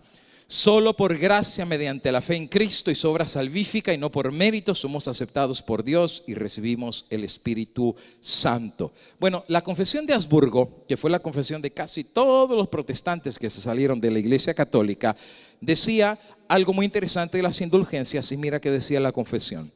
La confesión es todavía esta confesión es considerada uno de los textos básicos de las iglesias protestantes del mundo entero y forma parte del libro de la Concordia Luterana. Es el documento más importante de la declaración de los luteranos. ¿Qué dice esta confesión acerca de la justificación? Se enseña que no podemos lograr perdón y justicia delante de Dios por nuestro mérito, obra y satisfacción, sino que obtenemos el perdón del pecado y llegamos a ser justos delante de Dios solo por gracia, por causa de Cristo mediante la fe. Y si creemos que Cristo padeció por nosotros y que su causa nos perdona el pecado y se nos concede la justicia y también la vida eterna, pues Dios ha de considerar e imputar esta fe como justicia delante de sí mismo, como San Pablo dice a Romanos en el capítulo 3 y 4. Se enseña también que tal fe puede producir buenos frutos y buenas obras y que se deben realizar toda clase de buenas obras que Dios haya ordenado a causa de ella. ¿Sabes que el adventista creemos lo mismo? Espero que nadie aquí crea que nosotros nos salvamos por guardar el sábado. Que Dios nos libre de eso. Espero que nadie crea aquí que se va a salvar por dar diezmos. Espero que nadie crea aquí que se va a salvar por cuánta ropa bonita trae los sábados a la iglesia. Nosotros creemos que quien ganó y gana nuestra salvación es Cristo Jesús. No es por obras. ¿Tú sabes que va a haber gente que nunca guardó el sábado y se va a salvar? Así va a estar el cielo. El mismo Guillermo Miller nunca guardó el sábado y va a estar cruzando las puertas perlinas. ¿Por qué razón? Porque no conoció esa verdad. Ahora, cuando tú conoces a Cristo, lo que gana tu salvación y transforma tu corazón es la pura gracia de Dios. Es cuando llegas al pie de la cruz y ves al crucificado todo golpeado, sangrado y sus espaldas destruidas, y tú preguntas ¿por qué está ahí? Y el Espíritu Santo te revela y te dice: es por tu culpa, porque tú eres un ladrón, porque tú eres un sinvergüenza, porque eres un chismoso, que eres un pecador, eres un hipócrita, doble cara, eres un mal padre, eres un mal hijo. ¿Yo? ¿Sabes que los dedos que apuntan hacia allá, el Espíritu Santo los voltea y dice: eres tú? No puedes poner la culpa. El que puso el clavo eres tú. El que le dio la bofetada eres tú. Cada vez que eres desobediente es una escupida en la cara de Cristo. Cada vez que tú maltratas a tu mujer es una patada en el estómago de Cristo. Y nos vemos así y decimos: ¿qué tengo que hacer para ser salvo? Es Él, es Él. Y te abrazas a los pies de Cristo y dices: Señor, yo no merezco ni entrar a la iglesia. ¿De dónde viene la soberbia de creer que merecemos tener un cargo en la iglesia? ¿De dónde viene la soberbia de creer que yo puedo más que los demás? ¿Sabes que la Biblia dice que Dios más bien utiliza la gracia de Dios en la debilidad y la ignorancia de este mundo? ¿Para qué? Para que la gloria no sea para nosotros. La gloria tiene que ser para Dios. Es más, aún los dones que tenemos no es para tu propia gloria. Si predicas, es para la gloria de Dios. Si cantas, es para la gloria de Dios. Y ay de ti que Dios te haya dado un don y te estés glorificando a ti mismo. Porque hubo uno que recibió no uno, sino muchos dones y se glorificó, pero terminó arrojado al reino de los cielos. ¿Por qué? Porque se olvidó que la gloria no era para él. La gloria era para el Creador, que es bendito por los siglos de los siglos. Ahora, la confesión luterana es muy clara. La gloria no es para Dios, no es para nosotros, es para Dios, pero porque la salvación fue engendrada por Él. Pero una vez que tú eres salvo, los frutos que dan son el resultado de tu salvación. Ya es el fruto del Espíritu Santo. Tú no vienes al sábado para salvarte, tú vienes porque ya estás salvo. Cristo te salvó por la gracia de Dios. Tú no vienes a cantar para ganar puntos delante de Dios. Él ya ganó todos los puntos por ti. Murió en la cruz del Calvario por los pecados del pasado, del presente y aún los del futuro. Y por eso dice la palabra de Dios: si hubieres pecado, acércate. Él ya murió, pero todavía hoy nos podemos acercar, en el futuro todavía, al trono de la gracia para alcanzar misericordia y socorro delante del trono de Dios. Sin embargo, metieron el caballo de Troya. Luteranos firmaron la declaración con la Iglesia Católica y es oficial. Una vez que está firmada, no hay vuelta atrás. Tardaron más de 50 años, funcionó. Juan 23 fue muy inteligente. Por cierto, tú sabías que Juan 23 al Concilio Vaticano trajo a los eruditos más grandes de la Iglesia Católica para hacer los acuerdos oficiales. La gran mayoría eran jesuitas, otros eran dominicos. También trajo la crema innata. Y ellos entendieron que fue el caballo de Troya para acabar para siempre con los protestantes. Son muy inteligentes. La Iglesia Católica, si tiene una virtud, es que es paciente. Ha esperado, no se ha apresurado. Lo ha hecho con calma y cuando el tiempo llegó, era hora de meter el caballo de Troya. ¿Algunos de ustedes conocen este personaje? ¿Cómo se llama? Kenneth Copeland. La historia es muy sencilla de este hombre. Es un líder súper carismático, habla en lenguas, según ellos interpretan. Tiene un ministerio gigantesco de radio y de televisión. Se mueve en un avión de $20 millones. Tiene un ministerio gigantesco. Una vez tuvo un congreso, una reunión de más de 400 pastores evangélicos, o sea, crema y nata de los evangélicos. Pero resulta ser de que él tenía un amigo que era episcopal, se llamaba nada más y nada menos que Tony Palmer. Tony Palmer, nadie lo quiso apoyar para ser misionero, pero Kenneth Copeland lo abrigó y lo mandó a Argentina para ser misionero. Cuando él está en Argentina, conoce a un cardenal de la Iglesia Católica, Después se hicieron bien amigos. ¿Cómo se llamaba este cardenal que él conoció? Se llamaba Bergoglio, que más adelante llegaría a ser Francisco I, pero él no lo sabía. Se hicieron muy amigos porque supuestamente Bergoglio era muy humilde, muy sencillo, le gustaba ayudar a los pobres, andaba siempre en autobús, era una persona muy simple, así es que Tony Palmer y Bergoglio se hicieron amigos. Resulta ser que con el paso del tiempo, Kenneth Copeland lo invitó a la convención de 400 pastores evangélicos y entonces Tony, ni tardo ni perezoso, dice, pues con todo gusto voy a acompañarte en esta reunión. Pero resulta ser que antes de que esto sucediera, pasó la deposición o la renuncia voluntaria de Benedicto XVI y entonces la Iglesia Católica cita a todos los cardenales y como Bergoglio era un cardenal, pues tuvo que salir de Argentina e ir para allá sin saber que le iba a quedar como el nuevo papa de la Iglesia Católica. Y entonces antes de que Tony vaya a la reunión de los pentecosteses evangélicos, el Papa lo invita a ir a Roma y Tony, ni tardo ni perezoso, agarró el avión y viajó al Vaticano.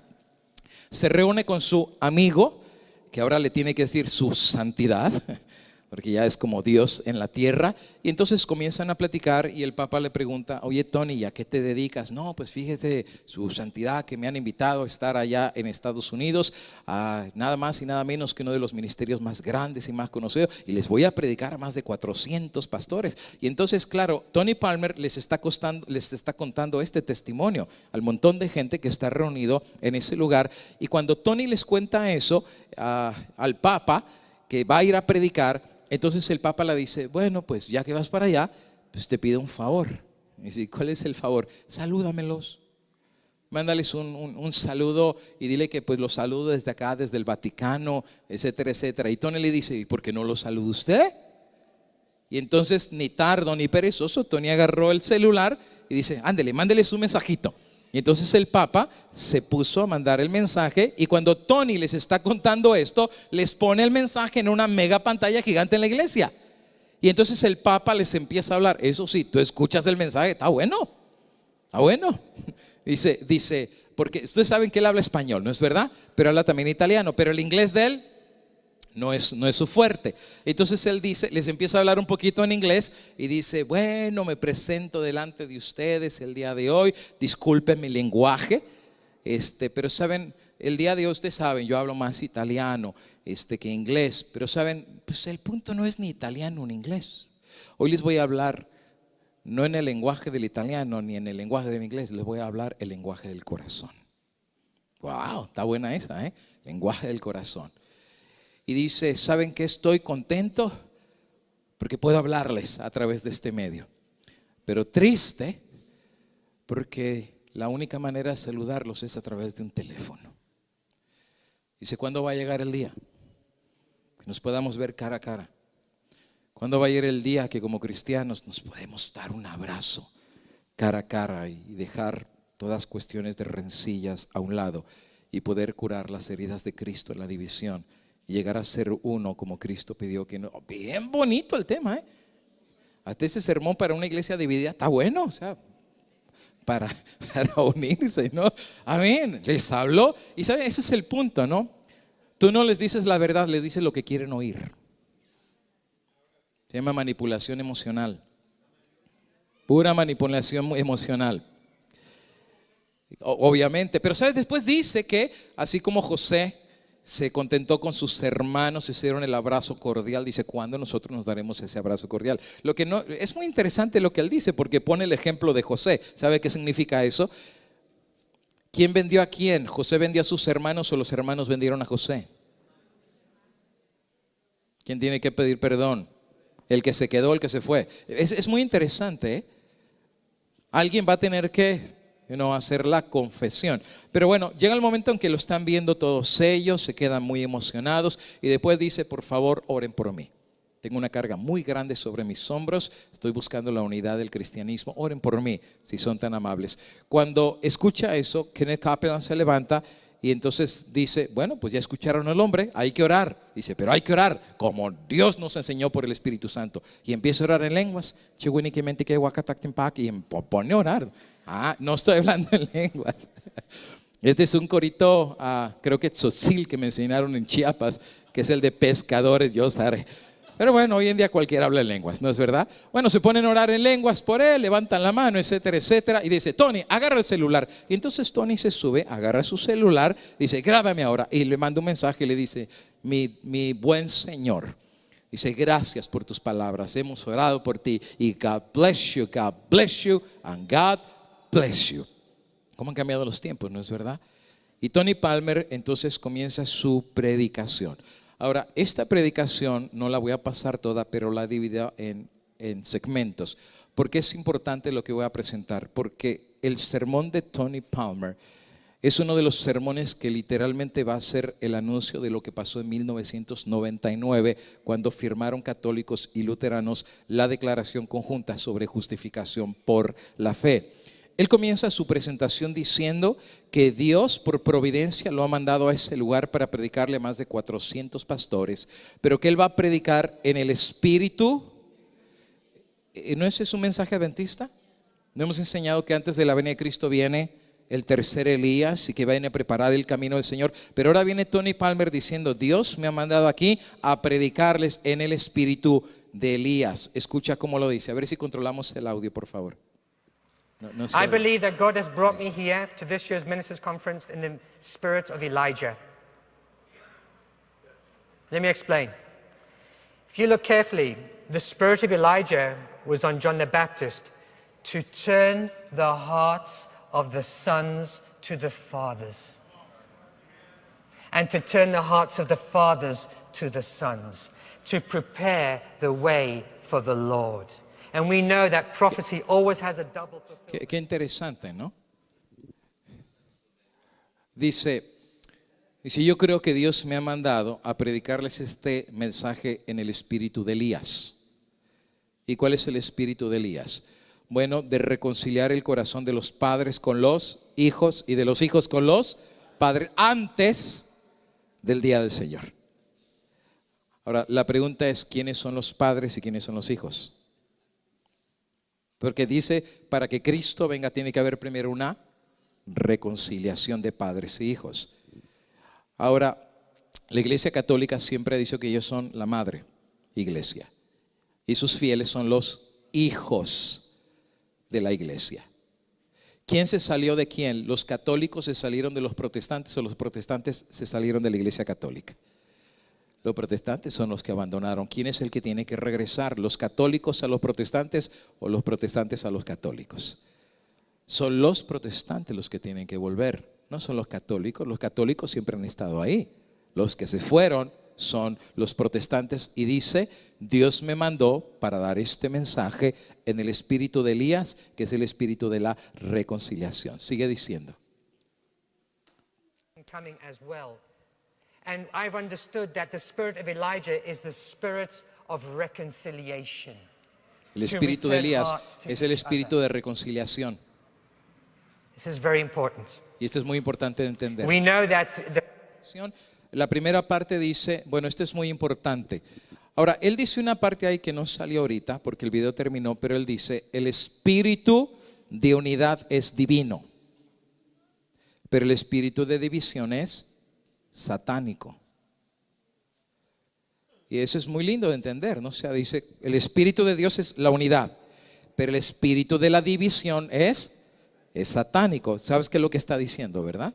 Que aquellos que no estén de acuerdo con unirse otra vez con la Iglesia Católica se los va a llamar divisionistas. Ustedes saben todos los títulos. ¿Cuáles son los títulos?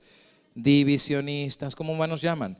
Separatistas, disidentes, y ya los títulos no los sabemos. Pues son los fundamentalistas, todo aquel que esté opuesto a unirse otra vez, porque todos es el espíritu de Elías, el espíritu de la reconciliación. Entonces no van a tener un espíritu divino, pero un espíritu diabólico. Después él va a decir una declaración muy interesante, que porque cuando se firma la declaración en el 99, los protestantes no lo saben, pero ahora ya todos los protestantes no son protestantes, pero volvieron a ser otra vez católicos al haber firmado ese documento. Miren cómo lo explica él. Of reconciliation, to return hearts to each other. El espíritu de reconciliación para regresar el corazón del uno al otro. Sigan, We sigan. know that the first 1,000 years there was one Sabemos que church, los it was called primeros the 1000 Catholic años hubo una Church. iglesia. And the word Catholic Después means dos. universal, it doesn't mean Roman. Y católico Catholic no means significa if you're romano, born significa again, raise your hand universal. if you're born again. You're a Catholic. Dice, todos los que sean cristianos, nacidos de nuevo, levanten la mano. Take Todos back, levanten. redeem Somos what católicos belongs otra to you. vez. We are Catholics. Somos católicos otra vez. And then there was the split at the end of the first Pero millennium. después We had hubo the otra Orthodox, East and separación West, con two Lutero. churches. Los Then, ortodoxos. 500 years later, we have Luther and his Después protest. vino Lutero y su protesta. Three churches, 3 iglesias 1,500 years. en 1500 Three años. denominations, not three churches. Más bien 3 And denominaciones. then, from Te voy a Luther's explicar protest, qué significa. Por eso hizo la pausa. Él dijo 3 iglesias. Primero los ortodoxos se separaron. Y después vino Lutero y vino una tercera separación. Y dice ya había 3 iglesias. Y después dice no. Dice más bien denominaciones. ¿Por qué dice denominaciones y no iglesias? Porque en la teología católica solo hay una iglesia. Todas las demás son bastardos, herejes y la lista sigue. Él cometió un error. No hay 3 iglesias. Él dice hay, pero interesante, él no es católico, él es episcopal. Interesante. O sea, la pregunta es, ¿realmente es episcopal? Porque la pregunta es, ¿para quién trabaja? ¿Para el padre o para la madre? Esa es la pregunta. Por sus frutos los conoceréis. Pero entonces él claramente dice, bueno, 3 denominaciones después de Lutero. Lo que está diciendo es que hubo separaciones. Primero los ortodoxos, después Lutero y después un montón de iglesias. Pero hubo separaciones del tronco. Fueron ramas cortadas, pero el tronco quedó. ¿Y el tronco quién era? Obviamente la iglesia católica. Sigue Onwards. diciendo. Le subimos, por favor. 53,000 Si quieres, súbele y yo new controlo el denominations. sonido de aquí, por favor. Súbele un poquito más.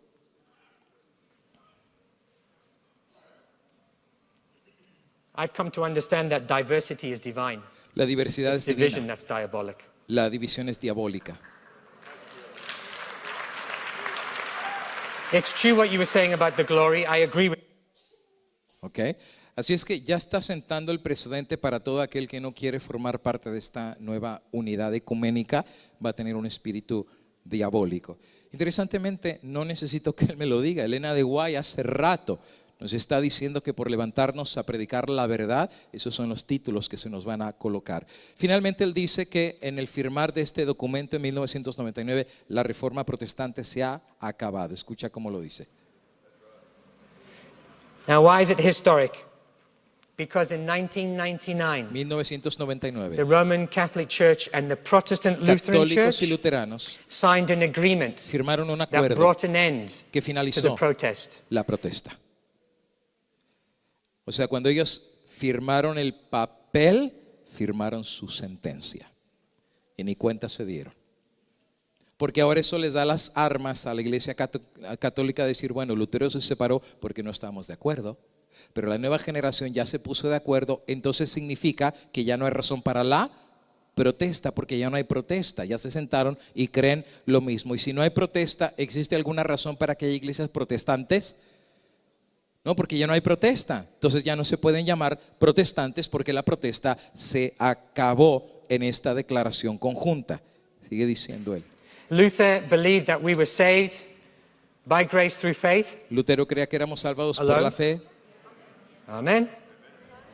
But that's not it. sin obras, The Catholic pero no Church es believed todo. that we were saved La by iglesia works. católica cree que somos salvos por las obras, And that was the protest. y ese era el asunto de la protesta. In 1999, 1999 they wrote this together. trabajaron esto juntos. Because in the Protestant church, we had a lot of cheap salvations. Los People were protestantes getting creían born en again, but salvación no fruit barata. whatsoever. And Pero no había because we didn't frutos. even look for fruit, it wasn't the issue, because it wasn't necessary for salvation. Porque And ellos no, it's creían que not. los frutos no eran But it's a necesarios good para la judge if you salvación, are así es que era saved. gracia barata.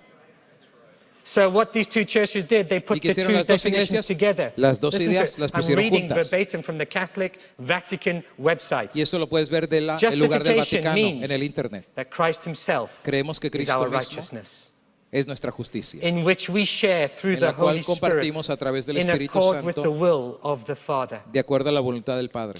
Together we, Juntos, Catholics and católicos Protestants, y protestantes, Lutherans, luteranos, believe and creemos confess y that confesamos by grace que por gracia alone solamente in faith in Christ's y fe saving en work, Cristo, and trabajo not because salvífico, of any merit on y no our por méritos part. en nuestra We parte, are accepted by somos God aceptados por and Dios receive the Holy Spirit, y who recibimos el renews Espíritu our Santo hearts para renovar while nuestros equipping corazones and calling us to good works. mientras nos llama para buenas obras. Y le aplauden. Lo mismo que les acabo de leer hace rato. O sea, cita lo que pasó en 1999. Y fíjate el plan tan maestro que tienen, porque la siguiente declaración que va a hacer ahora es: quizás por la firma de este documento todos volvimos a ser católicos otra vez. Interesante, de sus propias palabras. Of Luther. Brothers and sisters, Luther's protest is over. La protesta se acabó, hermanos, It's yours. y es tuya. Están confundidos. In ¿no? 1999, this was signed 1999 by the Lutheran fue Church, the firmados Federation luteranos y Worldwide. católicas. Later, about 5 years later, the 5 años Worldwide después, Methodists signed los the same metodistas agreement. firmaron el But as papel. of today, we still have had no Protestant Pero hoy en día evangelical todavía that no hay will stand up and ministerios sign protestantes this agreement evangélicos que to estén firmando agree el papel. with our brothers and sisters that we are saved by Que grace somos through salvos por faith gracia to a good través de la works. fe para hacer buenas obras. And I believe that's something creo that needs to be Que eso fixed. tiene que ser reparado. There's a challenge for you. Es un reto. ¿Sabe lo que está haciendo, verdad?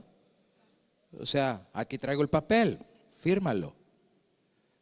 O sea, ya los luteranos lo firmaron, los metodistas, los reformados lo firmaron. Ahora la pregunta es, ¿lo va a firmar? Él representa a 400 pastores. Y eso va a abrir la puerta para que un montón más como el Joel Osteen y un montón más de líderes evangélicos se sumen a firmar el documento. Lo que no saben es que al firmarlo se están poniendo la soga al cuello. Porque ahora ellos ya no tienen más razón para ser iglesias separadas de la iglesia católica, porque la protesta se ha terminado. Entonces dice, pues hay un reto ahora para ustedes. Las iglesias más grandes ya firmaron y, o sea, qué triste, ninguno de ustedes ha firmado el papel y eso tiene que ser corregido. So the protest has been over La for protesta se 15 acabó years. por más de 15 And I años. get a bit cheeky here because I challenge my Ahora, Protestant escucha, pastor porque friends. tengo un reto, If there mis is no hermanos more protestantes. protest, Si no hay más how can there protesta, be a Protestant church? ¿cómo puede haber una iglesia protestante? Maybe now we're all Catholics again, Wow. but we are Reformed. We're Catholic in the universal. Interesante, ¿eh? Pero saben que a veces la gente escucha pero no entiende el significado de lo que se está diciendo. Mira, el papel se firmó, la reforma se murió, pero ustedes están dando patadas de ahogado. Si ahí el tiempo se les está acabando. ¿Y saben por qué era tan importante esto? Porque venía el 500 años de aniversario de la Reforma Protestante, 2017. Por eso les surgía a llevar acuerdos ecuménicos, porque el tiempo se les estaba acabando. Entonces dice, la reforma se murió y a lo mejor todos otra vez ya somos católicos, pero católicos reformados. ¿Reformados en qué sentido? ¿Ya dejan de adorar imágenes? ¿Dejan de ir a la confesión? ¿Todavía creen en las penitencias? ¿Todavía tienen el rosario? ¿Todavía siguen bautizando niños chiquitos? ¿Todavía creen en el miércoles de ceniza? ¿Todavía creen en el purgatorio? ¿Todavía creen en el limbo? ¿Todavía creen en el bautismo de infantes? Y la lista sigue. Y la indulgencia sigue. ¿En qué sentido son reformados? Al Papa le siguen besando la mano, le llaman Santo Padre, se postran delante de él, tienen imágenes en todas sus iglesias. ¿En qué sentido se reformaron? Es una trampa y no lo vieron. Los que iban a cambiar no iban a ser la iglesia católica, el papado no iba a cambiar, quienes iban a cambiar eran los protestantes. Después de aquí, el Papa lo invitó a Copland al Vaticano. Dijo, vente, así como Tony vino, ahora vente tú, ni tardo ni perezoso. Kenneth Copeland se llevó una delegación y viajaron al Vaticano. Se sentaron a comer con ellos, a platicar con ellos. Se medio Tony Palmer, se hicieron súper buenos amigos. Se sacaron fotos de un lado para otro. El Papa le dice a Kenneth, ora por mí, y se pone a orar otra vez con él. Y sacan un anuncio, unidad en la diversidad. Y por supuesto, el Papa está feliz de la vida. ¿Saben por qué? Porque la misma iglesia católica no entiende por qué los protestantes han cambiado tan rápido. Es más, Elena de White misma profetizaba, decía, la misma iglesia católica se sorprende de las concesiones de los protestantes. Y se queda sorprendida porque los protestantes han cambiado siguiéndola a ella. Es que ellos tienen un plan desde Concilio Vaticano II con Juan 23, metieron el caballo de Troya. diálogos ecuménicos con todas las iglesias. Y ahora, no te voy a dar el sermón el día de hoy, lo prediqué en Florida, pero prácticamente todas las iglesias están metidas en el ecumenismo. El caballo de Troya ya está ahí. Y lamento decir, y este va a ser mi tema de la tarde, hasta dónde la iglesia adventista está metida en el ecumenismo. Ese va a ser mi tema de la tarde, hasta dónde el caballo de Troya también ha penetrado al pueblo remanente buscando la unidad. Es interesante notar que Juan XXIII, después del Concilio Vaticano II, hizo una encíclica que se llamaba Unitatis Redintegratio sobre el ecumenismo. La encíclica en el idioma español la pueden bajar aquí, dice ahí en Spanish. Te metes a esta página y está toda la encíclica en español. Te voy a dar solamente unos pequeños fragmentos. Es que hay que leer, ¿no? No se trata que nomás pongan la encíclica, sino la lees. ¿De qué sirve que Lutero clavó las 95 tesis si nunca la hemos leído? Por esa razón, si algo teme el diablo, es un pueblo que está leyendo la palabra de Dios, un pueblo que investiga, porque es más difícil que el enemigo lo engañe. ¿Ya lo puedo cambiar? Ok, vamos a esperar que el hermano le saque la foto. Listo. Miren lo que dice, punto número 1 de Unitatis. Promover la restauración de la unidad entre todos los cristianos es uno de los fines principales, puesto que, fíjate, más claro no canta un gallo. Única es la iglesia fundada por Cristo. ¿Cuál es la única iglesia fundada por Cristo? ¿Los adventistas? ¿Testigos? ¿Los mormones? No, en la mente de ellos la única iglesia legítima es la iglesia católica. Aun cuando hay muchas comuniones cristianas que se presentan a los hombres como la herencia de Cristo, pero no son la herencia de Cristo, aunque se presenten como la herencia de Cristo. Porque solamente hay una única iglesia. Punto 3. En esta una y única iglesia, más claro no pueden ser. Ya desde los primeros tiempos se efectuaron escisiones, separaciones que el apóstol condenó con severidad, pero en tiempos sucesivos surgieron discrepancias mayores, separándose de la plena comunión de la iglesia no pocas comunidades. Y hay más de 3,000 iglesias hoy en día.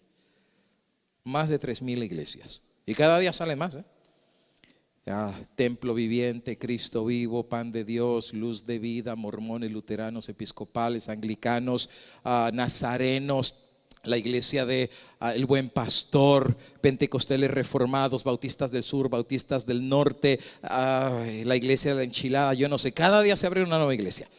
Todos los días salió un anuncio en Nueva York que decía: ¿te quieres hacer rico? Abre tu propia iglesia.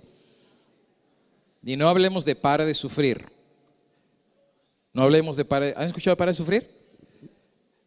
¿Es verdad o no? ¿Paran de sufrir o no? Sí, pero los pastores.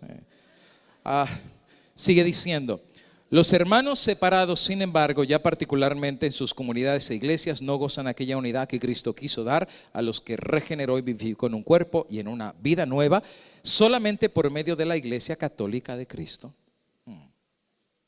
que es auxilio general de la salvación. Puede conseguirse la plenitud de los medios salvíficos. Lo que él dice es: a los protestantes les caían gotas, acá está la lluvia. Así recibían una que otra gotita de la gracia, pero la plenitud de la gracia y la salvación está en la iglesia católica. Creemos que el Señor entregó todos los bienes de la nueva alianza a un solo colegio apostólico, a saber, el que preside Pedro. Más claro no puede cantar. O sea, es la sucesión apostólica, o sea, la iglesia católica, para construir un solo cuerpo de Cristo en la tierra, al que tiene que incorporarse totalmente todos los que de alguna manera pertenecen ya al pueblo de Dios. Pueblo que durante su peregrinación por la tierra, aunque permanezca sujeto al pecado, crece en Cristo y es conducido suavemente por Dios. O sea, aunque se separaron suavemente, Dios los va a regresar otra vez al rebaño. Cuando Kenneth Copeland regresa del Vaticano y se hizo amigo, como se dice, a carne y uña, ¿no es verdad? O algunos dicen uña y mugre. La pregunta es: ¿quién es uña y quién es la mugre? Yo no sé si ese dicho está bien dicho, pero al final él regresa y se pone delante de su iglesia. ¿Y saben qué es lo que dice delante de su iglesia? Hace una declaración y dicen: señores, la protesta se acabó. ¿Firmó el papel también? Obviamente. Mira cómo lo presenta él mismo. The Catholic Church split. La iglesia católica se dividió. You know the story. Ustedes conocen la historia. the beginning el origen o el of inicio the protesting church. de la iglesia protestante. Now you really stop and think about it. Among the people of love, we're called protesters. Si tienes que pensar cómo entre We've un been pueblo de amor protesting for somos 500 protestantes, years. somos protestantes por 500 años en un pueblo de Yeah. amor.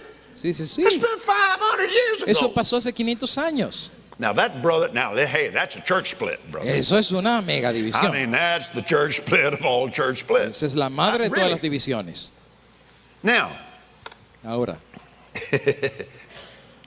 October the 31st, octubre 31, 1999, 1999, representatives of the representantes Catholic de la iglesia and the católica Lutheran churches y la gathered iglesia luterana se in juntaron Augsburg, Germany, en Augsburg, and donde signed Lutero hizo su a reforma joint y firmaron declaration una declaración en on the conjunto subject of sobre la justification. justificación por la fe. And so Así es 500 que years 500 años of arguments, de argumentos, misunderstandings, and malentendidos sometimes war y alguna vez guerra began to give way se to quitaron reconciliation and recognition of the gifts of the Holy y Spirit reconocieron los as regalos de placed reconciliación del within Espíritu the Santo. body of Christ. It ended. Se acabó, Ah, se acabó.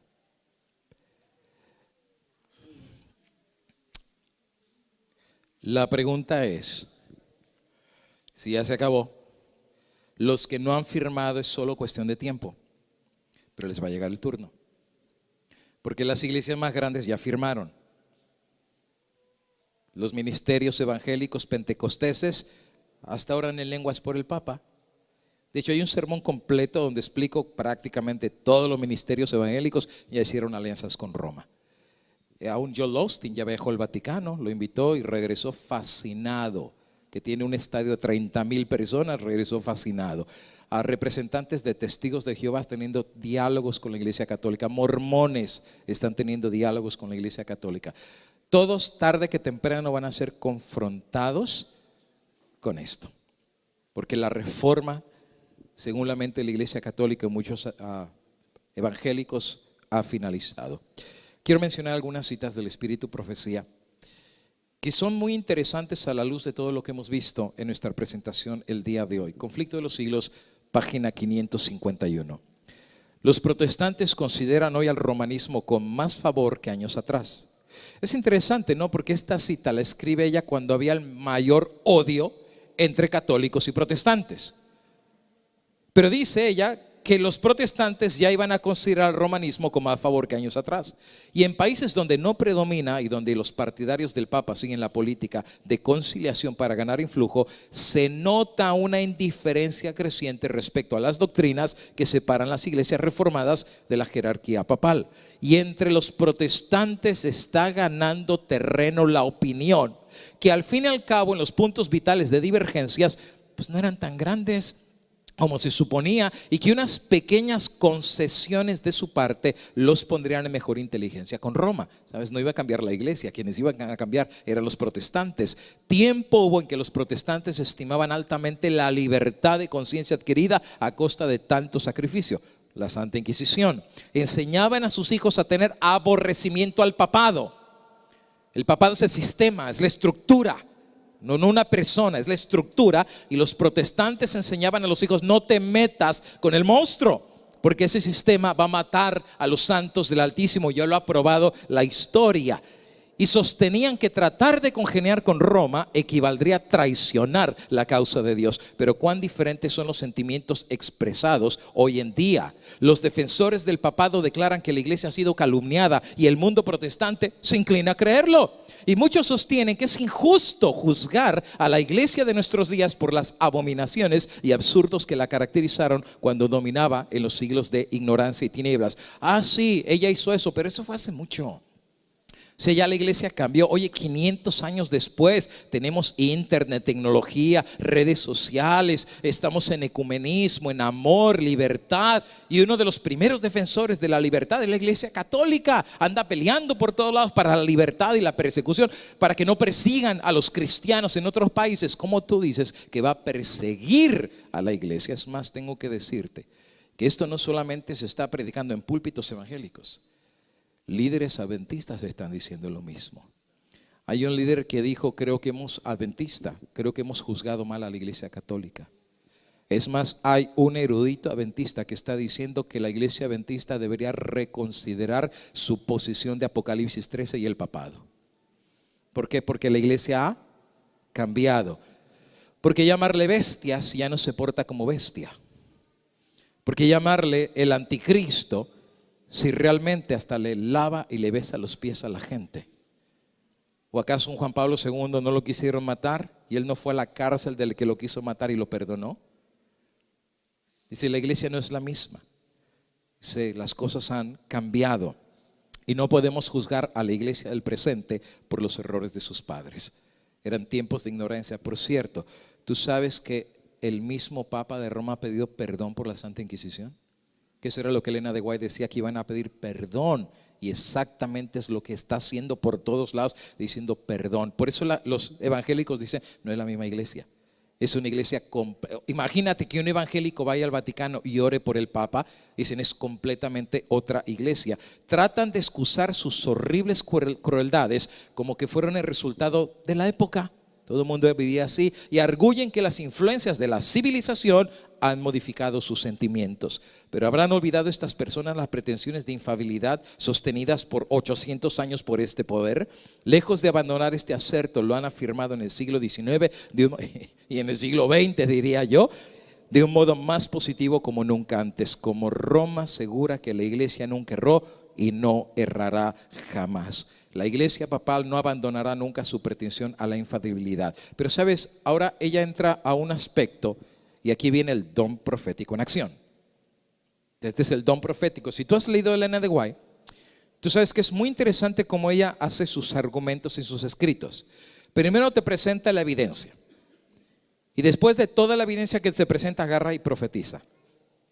Así es la forma usualmente como ella lo dice. Por ejemplo, Patriarcas y Profetas, te presenta una historia y después profetiza. Pues así como pasó, se repetirá la historia. Es muy interesante cómo ella lo hace. Pues mira, ahora lo que va a decir, habiendo hecho su argumento. Deróguese las medidas restrictivas impuestas en la actualidad por los gobiernos civiles. ¿Y cuáles son esas medidas? Que la iglesia no puede controlar el gobierno. Iglesia y Estado. Deróguese esa pared de separación y déjese a Roma que recupere su antiguo poder. ¿Su antiguo poder sobre quién? ¿Sobre la gente o sobre el gobierno?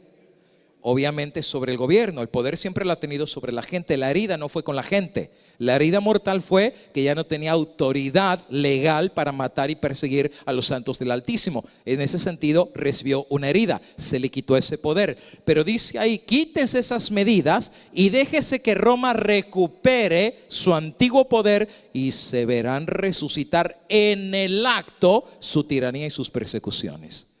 Así es que una vez que la iglesia se vuelva a casar otra vez con el Estado, ¿cuánto tiempo va a tardar las persecuciones? Es inmediatamente. Y saben, déjenme decirles una cosa. Yo sé que ustedes ya conocen esto, pero ¿cuál es la señal que nosotros estamos esperando para saber que Cristo está a las puertas? Hay una señal, la ley dominical. Ese es siempre el tema que hemos buscado. Elena de White especifica de una forma muy magistral que el asunto no es la cuestión del ecumenismo. Ese no es el problema en realidad. O sea, que todos se unan de la mano y que el protestantismo se una con él. Ese no es el problema. ¿Por qué razón están buscando la unidad con los protestantes? Porque quien va a imponer la ley dominical no es el Vaticano. Porque ellos siempre han guardado el domingo, obviamente. Quien va a imponer la ley dominical va a ser Estados Unidos. Ahora, yo sé que hay otros países que están a punto de meter la ley dominical. Argentina, cocinado. Alemania, avanzadísimo. Suiza y Polonia, avanzadísimos. Chile está a punto. Brasil, O sea, eso está ya por todos lados. Pero el punto, ustedes saben, en Argentina ya metieron la ley dominical. Los adventistas están teniendo graves problemas ahorita porque la ley ya pasó a nivel de un estado y se está corriendo por todos lados. Pero el punto no era que esa ley se tenía que cumplir en otros países. ¿Dónde debería de cumplirse? En Estados Unidos, porque este es el campeón de las libertades a nivel mundial. Ahora, déjame decirte una cosa. Una vez que se unifiquen en ecumenismo todas las iglesias y hagan simpatías con Roma, Elena de White en Conflicto de los Siglos dice que será un doble puente y se unirá el Vaticano en Europa y empujará junto con los protestantes de América. Y los que van a pedir que venga una ley dominical aquí en América no van a ser los católicos, van a ser los protestantes, van a ser los evangélicos. Tú sabes que hoy en día quien pone presidente son los evangélicos, quien pone y quita. El poder de los evangélicos es extremadamente grande. Sobre toda probabilidad, ¿quién quedó de presidente al final de cuentas? Todo el mundo pensaba que era Hillary y al final quedó nada más y nada menos que Donald Trump. ¿Por qué? Porque son los, ¿cómo se llama? Los SWASP, que son los protestantes blancos americanos los que le dieron el apoyo incondicional. Ahora, el asunto es que él tiene una deuda con los evangélicos. Cuando los evangélicos que han hecho alianzas con Roma pidan una ley dominical empujados por el Vaticano, entonces van a lograr cambiar las leyes de este país. O sea, el punto no es el ecumenismo, el punto es que logren tener fuerza para empujar unidos para cambiar la ley del Estado que apoye la observancia de un día obligatorio universal que va a ser el domingo. Y eso sí te lo digo, hermano, una vez que la ley dominical quede establecida, haz maletas, porque los días de la venida de Cristo están contados, literalmente contados. Ese tema te lo voy a dar el día de mañana. El tema de mañana se va a llamar "Y la puerta se cerró". No te puedo dar los 8, pero te voy a dar el último. Se llama "Y la puerta se cerró". Y ahí voy a explicar qué es lo que va a pasar cuando venga la ley dominical. Y más o menos tengo varias citas que he encontrado en inglés en donde ella más o menos dice que cuando la ley dominical se ponga, cuánto más o menos tarda Cristo en venir. Pero ella dice que no va a tardar mucho. Dice que rápidas van a ser las escenas que van a pasar una vez que la ley dominical sea dada. 2 citas más y terminamos. Muchos atribuyen al fanatismo, a la pluralidad, todo temor expresado acerca del catolicismo romano en Estados Unidos, pero no ven el carácter del romanismo ni nada que sea hostil a nuestras libres instituciones y no ven tampoco nada inquietante en el incremento de aquel. En otras palabras, se han entremetido los protestantes con el catolicismo. Le ponen una cara como que ha cambiado, pero Elena de White dice no han cambiado. Los protestantes están dispuestos a honrarlas, pero el espíritu de ella ni es menos cruel ni despótico que cuando destruía y mataba a los santos del Altísimo. Viene, amigos hermanos, una podadora. Y la podadora está direccionada hacia nosotros. Porque los otros ya están en la canasta. Ya firmaron, el Papa ha cambiado, la iglesia cambió, parece como Cristo, Papa más bueno que Francisco no lo hay. La popularidad de él, ya la quisieran los presidentes de las naciones. Donde él pisa, millones acuden a los lugares donde él está. Es el Santo Padre, según millones para católicos y para evangélicos. La podadora, amigos y hermanos, va a estar direccionada hacia el pueblo de Dios. Y aquí viene el punto. Elena de White, cuando vio lo que va a venir sobre el pueblo de Dios y vio la condición del pueblo, ¿sabes qué dijo Elena de White? No estamos listos. No estamos preparados. Por eso el ángel decía: preparaos, preparaos, preparaos. Y sabes que tengo que estar de acuerdo con esto. Yo no sé si es la distracción del dinero, en tener tantos carros, tantas casas. ¿No sabían que las casas Dios las va a quemar? Los carros Dios los va a destruir. ¿Y al cielo qué te vas a llevar? ¿Tu carro, tu casa? Nada te vas a llevar. Pero si no te vas a llevar nada, ¿no es una infatuación el poner nuestro corazón en las cosas materiales? ¿Sabes? A mí me da tanta tristeza. ¿Cuántos padres vinieron de sus países buscando una mejor vida sin darse cuenta que solamente trajeron a sus hijos a este país para echarlos a perder?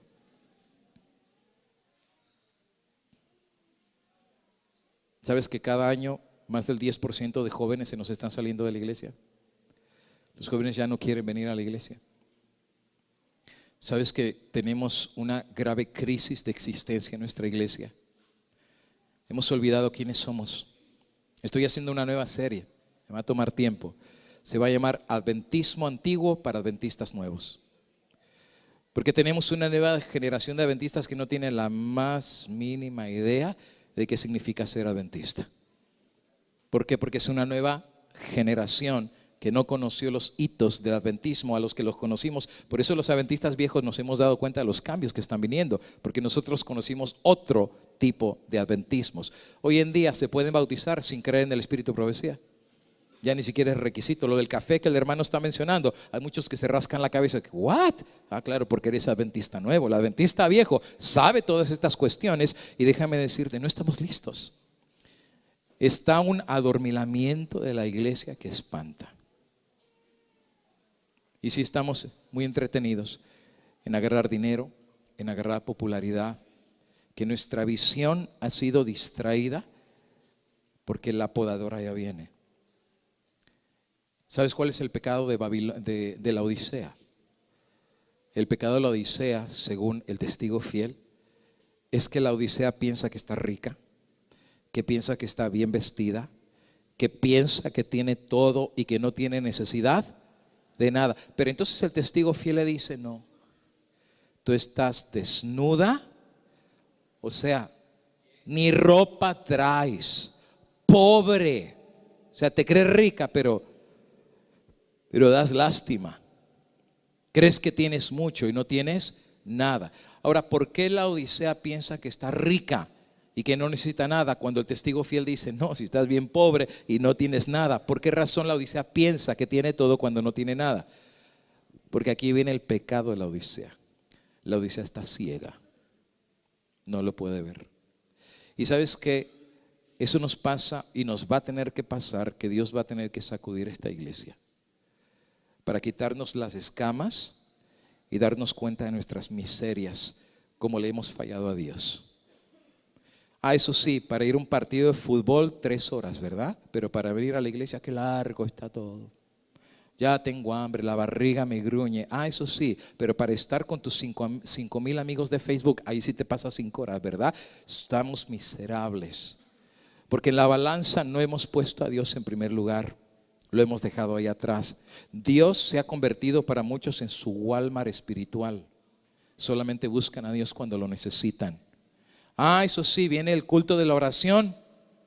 10 personas van a la iglesia.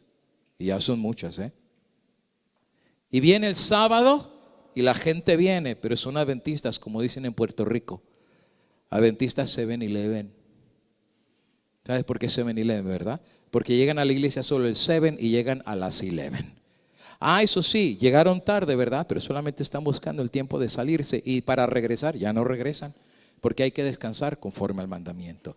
Y tenemos un estilo de vida que cuando Dios ve la condición de la iglesia y ve la podadora que viene, Dios dice, mi pueblo no sabe lo que le viene. No sabe mi pueblo que el objeto del odio universal van a ser ellos. Y que la única fuente que los va a sacar en medio de la crisis, como dice el apóstol San Pablo, el justo vivirá por la fe, es Dios. ¿Cómo está tu relación con Dios? ¿Cómo estás tú en tu día por día con Dios? Una hermana una vez me preguntó, oiga pastor, cuando todo esto venga y pase, ¿cómo yo voy a saber si le voy a ser fiel a Dios o no? Le digo, pues creo que hay una clave, hermana. ¿Qué tan fiel usted le es a Dios hoy?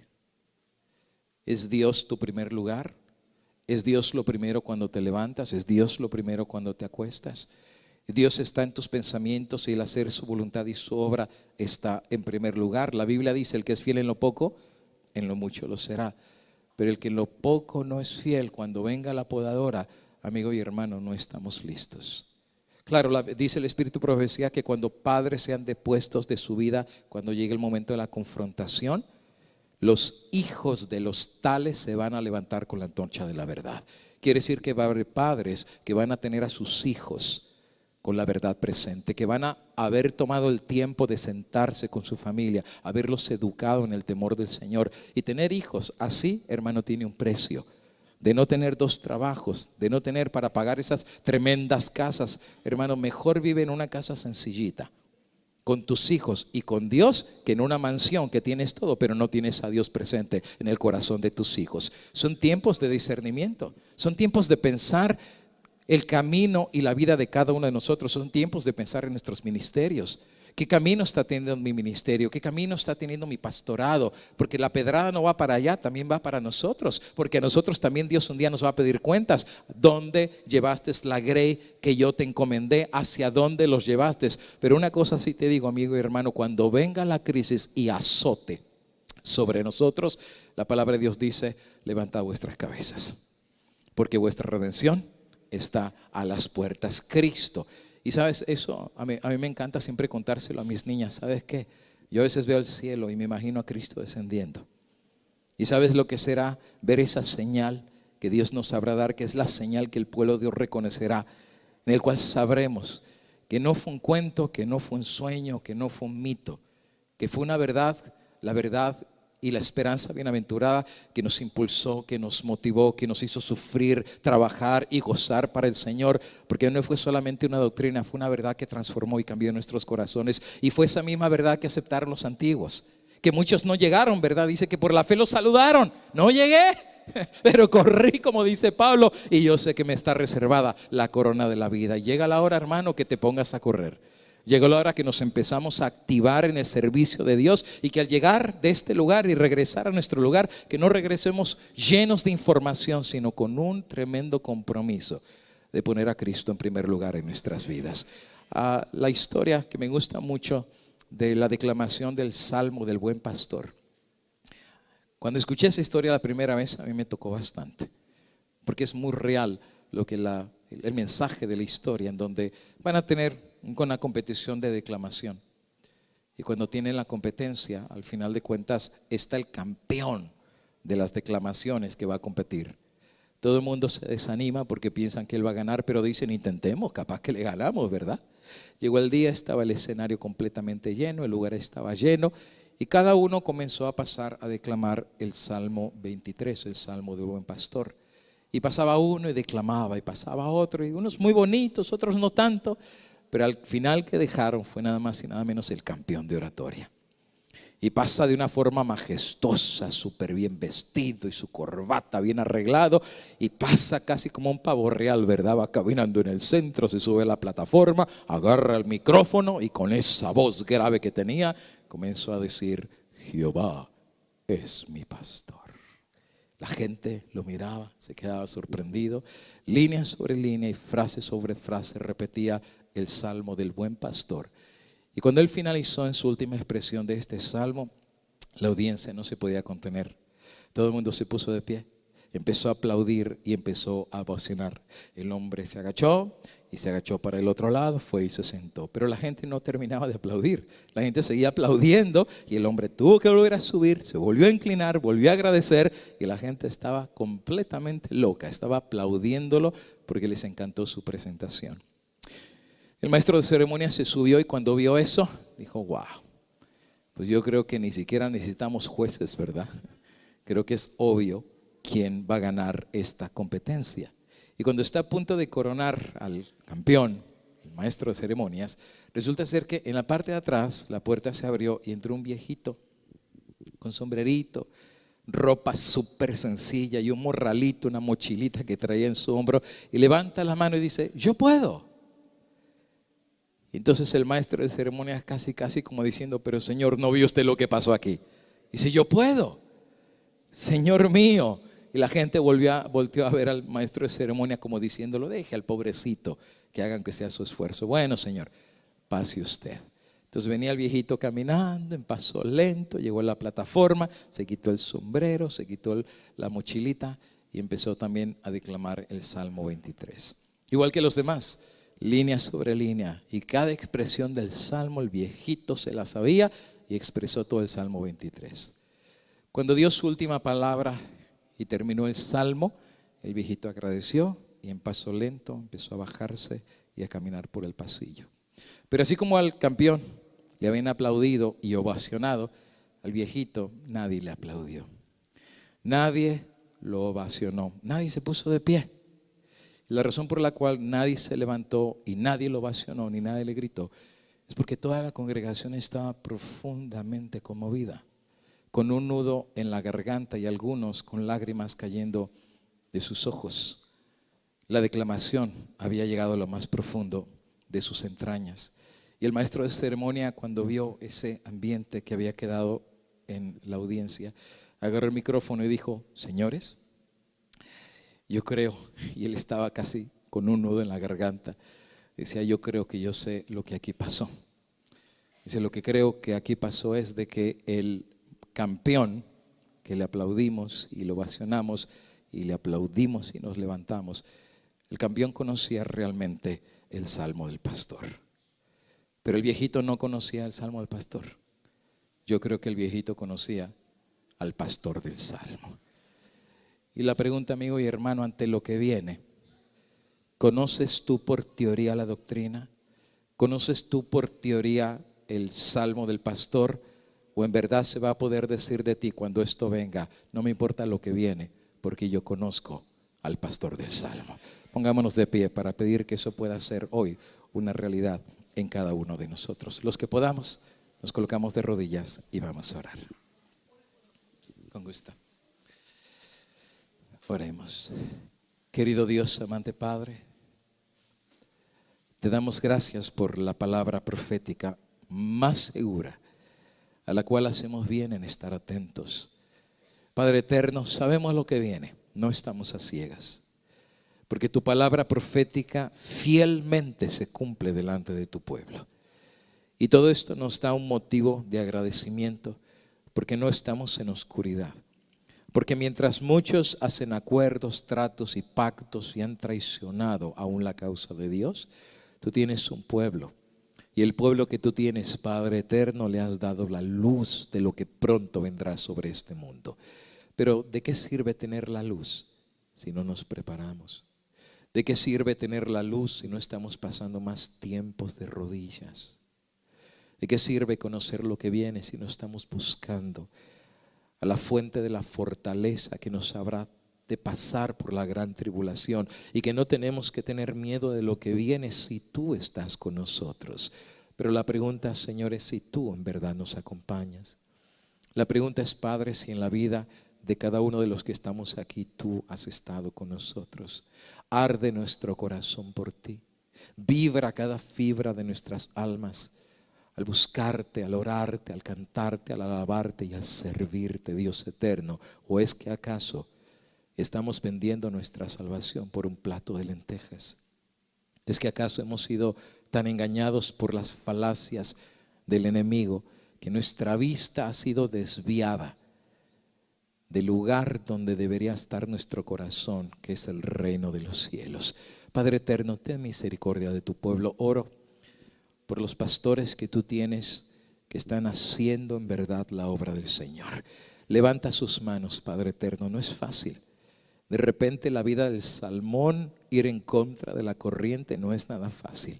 Y yo sé que a veces, porque somos humanos, aún tus siervos podemos tener problemas, podemos tener hasta desánimo.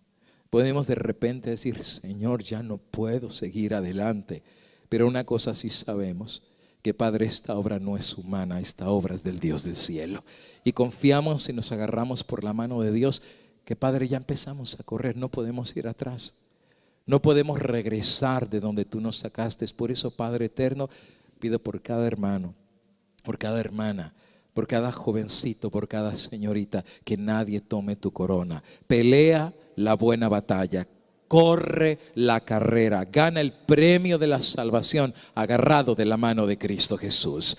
Y que el mismo Cristo Jesús, que ha prometido estar con nosotros todos los días hasta el fin del mundo, nos haga levantar, nos haga despertar del sueño, porque llegó la hora de despertar, llegó la hora de levantar la antorcha de la verdad con un poder que no es un poder humano, pero es el poder de la lluvia tardía a través del Espíritu Santo. Bendice a tu pueblo, bendice a esta congregación y danos el privilegio, Padre eterno, de poder tomar la decisión de salir de este lugar siendo más fieles y leales a Cristo y a su bendita palabra.